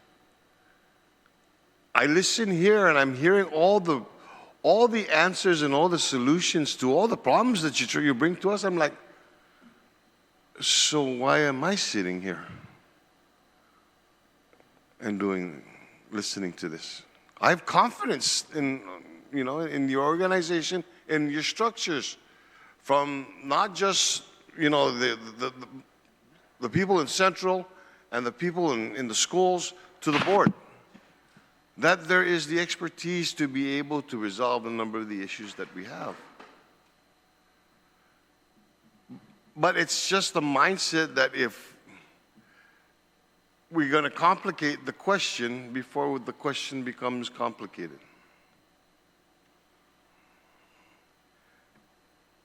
A couple things is I'm listening to the structure early on. And can you please tell me of another agency that has its own auditing department? Okay, in the structure that you're using it, there's a resource that sits there. And what I want to encourage is I know that there are probably some differences in what the responsibilities are, but a lot of times we hold ourselves back in trying to resolve the issue because we don't want to get hurt or we don't want to be outed or outset by another person. We can't have that.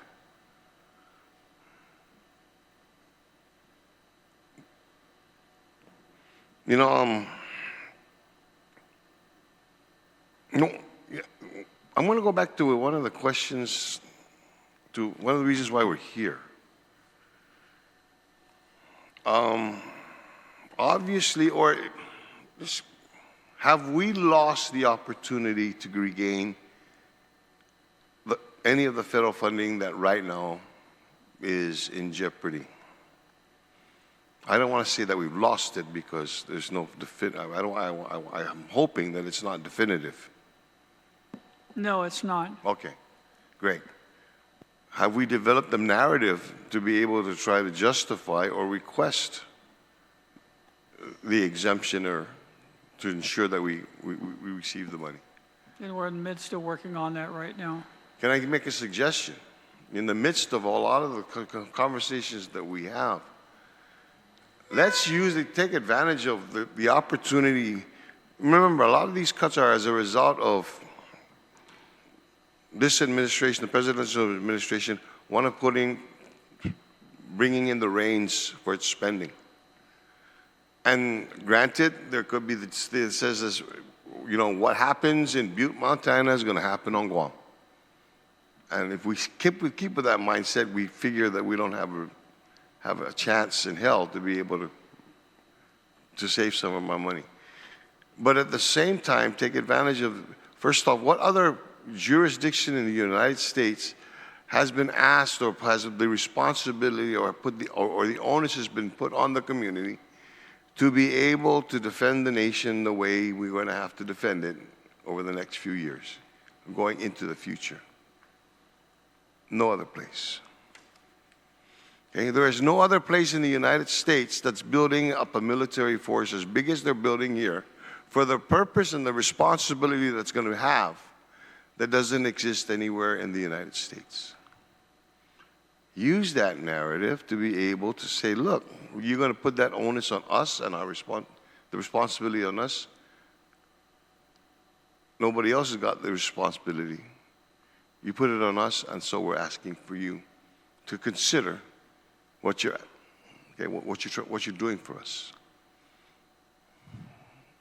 As a suggestion in your narrative, okay? Because I think right now you're going to have to be put in place. Call a spade a spade. Call a spade a spade. Okay? And I appreciate and I recognize there are many of the efforts that you've got to be able to right size, downsize, upsize, okay? Just to make the shoe fit. But it's the kind of shoe that you need to put on and what that shoe is going to protect or what that shoe is supposed to look like that we gotta work on.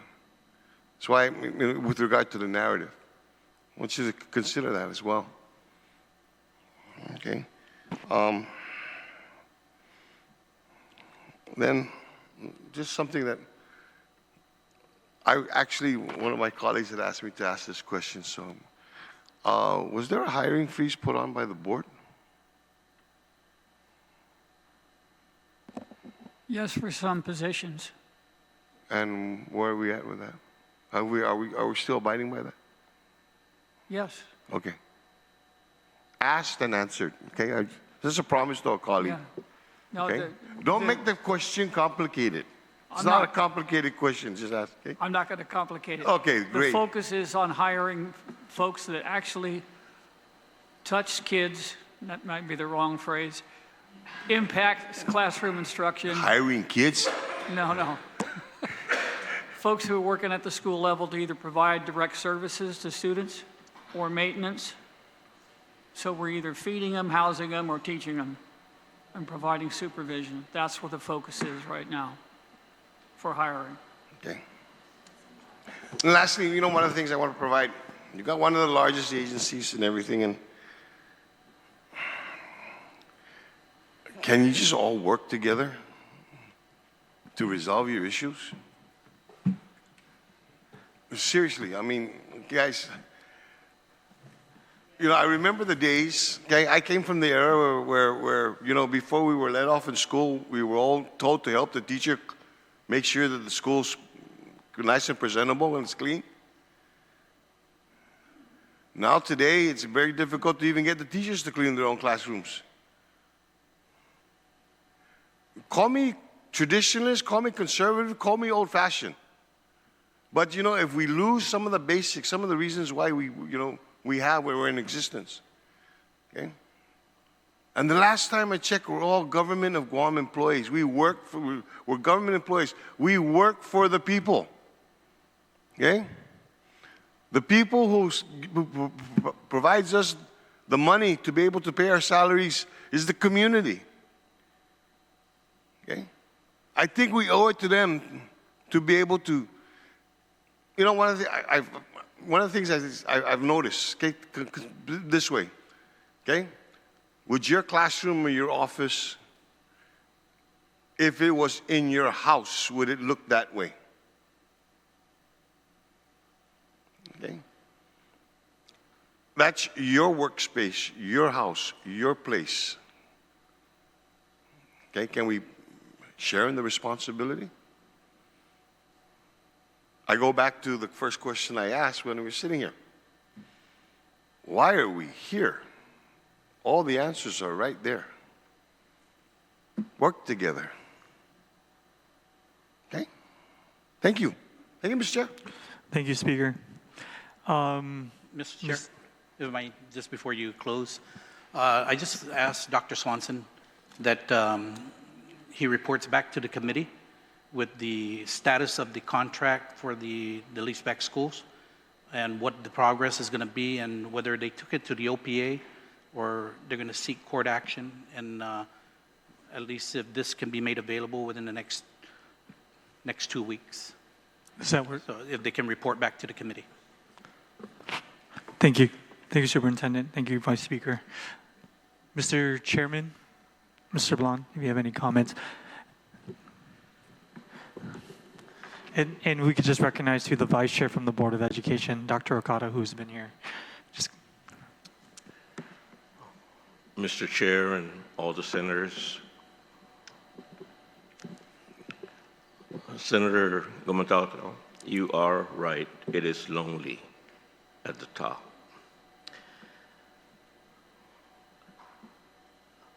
I came on this board in January of 2023. That very first meeting I attended in January, I told the board then that if this board has no ability to make good stuff happen for GDOE, we should just abolish the board. Give it to the superintendent and his deputies and his employees to make the good things they need to do.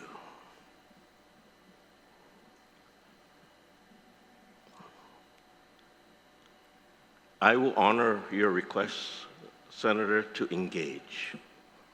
What the result will be or may be, I can probably already know what it would be, but I will try. In fact, the chairman and Superintendent Swanson and myself will have a meeting with the governor sometime next week, I believe, where we're going to sit down and engage and talk about what it is that we need to do to move forward. I remember you talking about bus stops and how far away, and I lived in the Ganya Heights, and I went to St. Jude's School when they was still St. Jude, Bishop Baumgartner now. You know, I come from a family of 14 kids, and my dad was the only earner in the family. My mom never worked a day in her life. So I had to walk from home to St. Jude's. And as scared as I was, I had to do it 5 o'clock in the morning, because I also had to serve Mass at the chapel at St. Jude's. So to avoid all the dogs along the way, I walked in the middle of the road and prayed that nobody will come down the road from behind me or in front of me and hit me. But I understand those were the days. Today, there's probably more dogs than we want on the sides of the road. And so parents are going to complain, why are my kids going to walk to school and get bitten by the dog, right? So in front of my house at Woostic, there's a bus stop. And then there's a bus stop not even a quarter of a mile away. And another bus stop another quarter mile away. Yet the law says less than a mile, you should walk. But these are the things that we have to do to help. Earlier, the chair, when he started, said team board or team GDOE or team student. I've always been team student. I can look at everybody here in the eye, all these employees and their deputies, and no one can tell me that I have micromanaged the affairs of GDOE. What I've done is try to help them. I've even made a conscious decision not to go to the different schools because I don't want to be accused of why am I overstepping my bounds, the superintendent and deputies, and try to hear from the employees. Although I have made it known that anybody can come up to me and let me know what their concerns are or their problems are, and they have. My email is available, my phone number is available, they can call me and they can email me anytime. And they don't have to worry about me spilling their name to anybody else. It's just between me and that employee. And the superintendent knows this. I never mention names to him. I just said there's this concern. Can you check into it? There are things coming down the road or the pipeline. We've heard about Head Start. We've heard about the community grants now coming to states and territories. What we don't know is who they're going to give that money to. In our conversation with the Secretary of Education last week, the governor asked her, who's going to be responsible for the money when you send it out to the states and territories? She didn't answer the question directly. She goes, oh, it's going to maybe go through the Department of Labor, maybe it's going to go through HHS, maybe it's going to go through another agency, but she didn't say how it's going to get to the states or territories. And one of the things that maybe will resolve all these things that we're going through, the governor said she has no transfer authority to assist GDOE. We've seen Senator Lujan asked for an emergency declaration from the governor in the last legislature. Her response was, I don't have authority over GDOE. We've seen Senator Gumatato ask her to, through executive order, have different agencies support the finance section of GDOE. Again, she says she has no authority. I was at a meeting with you and the senator when you put on the wall a proposed bill to transfer authority of education to the governor temporarily until the end of her term. And I think both Senator Gumatato and I said, no, if you're going to transfer it to her, give it to her permanently. We don't need this back and forth. So to resolve all of this, and I also said this the other day, to avoid all of this, and maybe to get my wishes that the Guam Education Board be abolished, give the authority back to the governor to run education. Because, like she says, she gets blamed for everything anyway. But the most important part is if those monies are available to go to the states and territories, who's the expending authority? Who's going to be responsible for the funds? If it's going to be the governor, then statute has to be changed to allow her to do that. Because right now, it is the Guam Education Board. These things about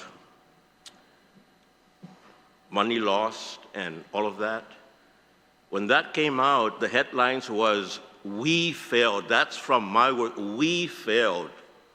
I didn't say GDOE failed. I said we failed. I put myself and the board under that same umbrella because it's true.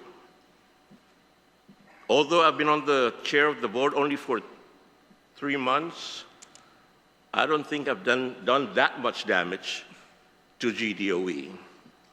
But I can take responsibility when the hammer comes down. And I will continue to do so as long as I am chair. Speaker Blas asked about, did we freeze hiring at GDOE?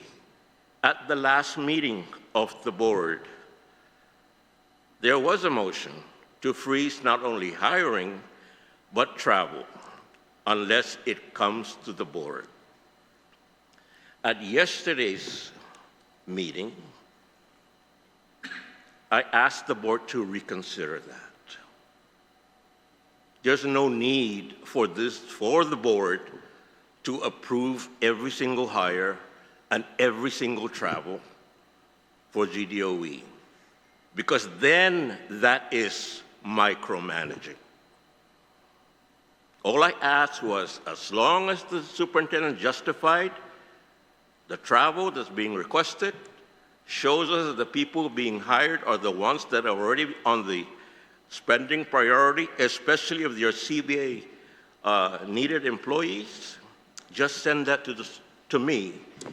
And as chair, I will acknowledge it without having to ask the entire board to approve it.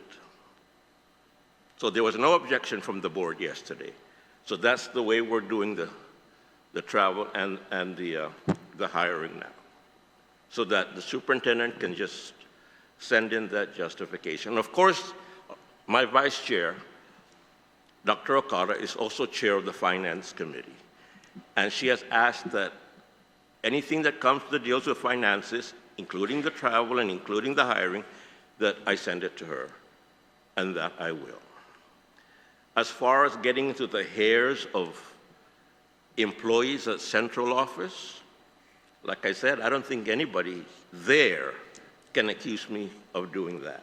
And so that's why I asked you, Mr. Chair, when they paint the board with the same brush and saying we're micromanaging, I asked you, did I not, to have those people call the board members out. Who are they? Who are they that are coming in there that are telling employees what to do? Certainly it's not me, and I don't think it's Dr. Okada either. But if there are board members, then they better own up to it. And if they are responsible for that, I had asked the employees to call them out, because I don't believe in that either. There is a place for that. Even when we do it in our meetings, I say this is not the place for it. Don't accuse an employee of hiring your brother or your sister or your cousin in an open meeting. Take it to executive session and say all you want. But that's just the way it is. We're 9 different people, 9 different personalities, and unfortunately, I'm only one. So when I get outvoted, I get outvoted. But I don't rule with an iron fist, nor do I mismanage. So like I said, I appreciate all of you, all of your support. I appreciate the speaker saying, let's work together, hold hands together. And I mentioned this yesterday on KOAM, we're a month and a half away from finishing the school year, and then opening a new one. We've got to hold on together and make sure that it's a successful end and a successful opening. Despite all the things that we don't have money for this, we don't have money for that, we've always been a very resilient people. And I'm sure that if Head Start is cut, really cut, that you're not going to allow it to happen, because you're going to come and save the day and support that program, because our school kids need it. Our parents need it. It's been a saving grace for them for a long, long time. We didn't fight hard to save Head Start last year, only to come now and be told, oh, it's cut. All the work that Angelina Lape and her staff did, I don't want that to go to waste. And I will fight, and I'm sure the board will fight tooth and nail to make sure that we find, even if it means we take some of the funding inside GDOE to save it, we will save it. But education is everybody's business. Everybody's business. And I'm glad we have this conversation. And we are going to find accountability, the lost money. Superintendent knows, I already asked him, you have to find who was accountable for it and take action. Communication. He's a very reserved, quiet person, as you sometimes see. And I give him an opportunity at every meeting, Mr. Superintendent, do you want to say anything? And sometimes he just sits there and doesn't say anything. But we're going to start doing the communications and the engagement. I'm even proposing that every week now, from now till, we want the people of Guam to know exactly where we're at with the federal funding and what it's doing to affect us. So I'm going to ask that he and I, and maybe Mr. Grant, have the press briefings like we did when we had the school openings every week, so that people know if this appeal has been denied, they know it's been denied. If Head Start's not going to be funded, they're going to know that it's not going to be funded. But everybody will know. And we'll all be on the same page. But the bottom line is, like I said, as chair of this board, I look at Attorney Summerfleck there, and I say, and we laid to rest the author of the 14 points of education yesterday. May he rest in peace. But since that bill became law, to this day, those 14 points have never been fully complied with. Never. And that's one of the reasons why on my first meeting of the board, I said, abolish this board. Because it doesn't seem it can get its job done. The only thing that it has complied with so far is that every school has a certified administrator. But not every school has certified teachers. They have all certified teachers, but not completely filled. And guidance counselors, librarians, air conditioning, temperature, food, bus transportation, all these are part of the 14 points. And I don't blame Attorney Summerfleck. When he first brought that lawsuit against the board, I said, Sus Maria, say, I just got on this board and already being sued. But he was correct. A student with a disability, and we haven't been able to assist. Yesterday he came to our meeting and said, the board, 11 elevators are not working since I don't know when. Even prior to the superintendent, prior to this board, they weren't working. And they're still not working. You're on the list to be repaired if we get the funding, but if we don't get that, I'm sure Mr. Summerfleck, Attorney Summerfleck is going to come again, and I don't blame him. If that's the way to get the fire under somebody to get things done, then the lawsuit is probably the way to do it. Lastly, there is division in the board. But when Vice Speaker asked me, do I support this superintendent? I didn't hesitate. I didn't say I'll think about it. I said I support and I fully support the superintendent of education along with his deputies. Because if I don't support them, how can we get the stuff that we're asking done? Who's going to lead the charge for the appeals? Who's going to lead the charge of getting the things done in school? So, personally, I do. And we'll work together with you and with everybody else and try to make things work out.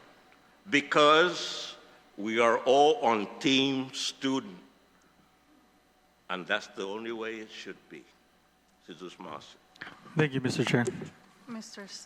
Chair, may I just answer Vice Speaker's question about the GEF school? So I reached out to Mr. Mike Alvarez of the GEF Foundation. We had a meeting with him last week about the issue at Lukuru, the lighting at the baseball field and the football field. However, they told us that because it's typhoon related, it's acts of nature, and it's not covered by insurance, they're not going to be able to repair it for us. And I also have a meeting with their treasurer, which is based in Atlanta, Mr. James Wilson. So we're going to have a Zoom meeting to figure this out. And if that doesn't happen, or the situation doesn't, if they're not able to fix the lights, then we'll go over their contract. Unfortunately, I don't have a copy of the contract to go over it, and we'll report back to you the result of that meeting. Yeah, thank you for that. Because I also got the,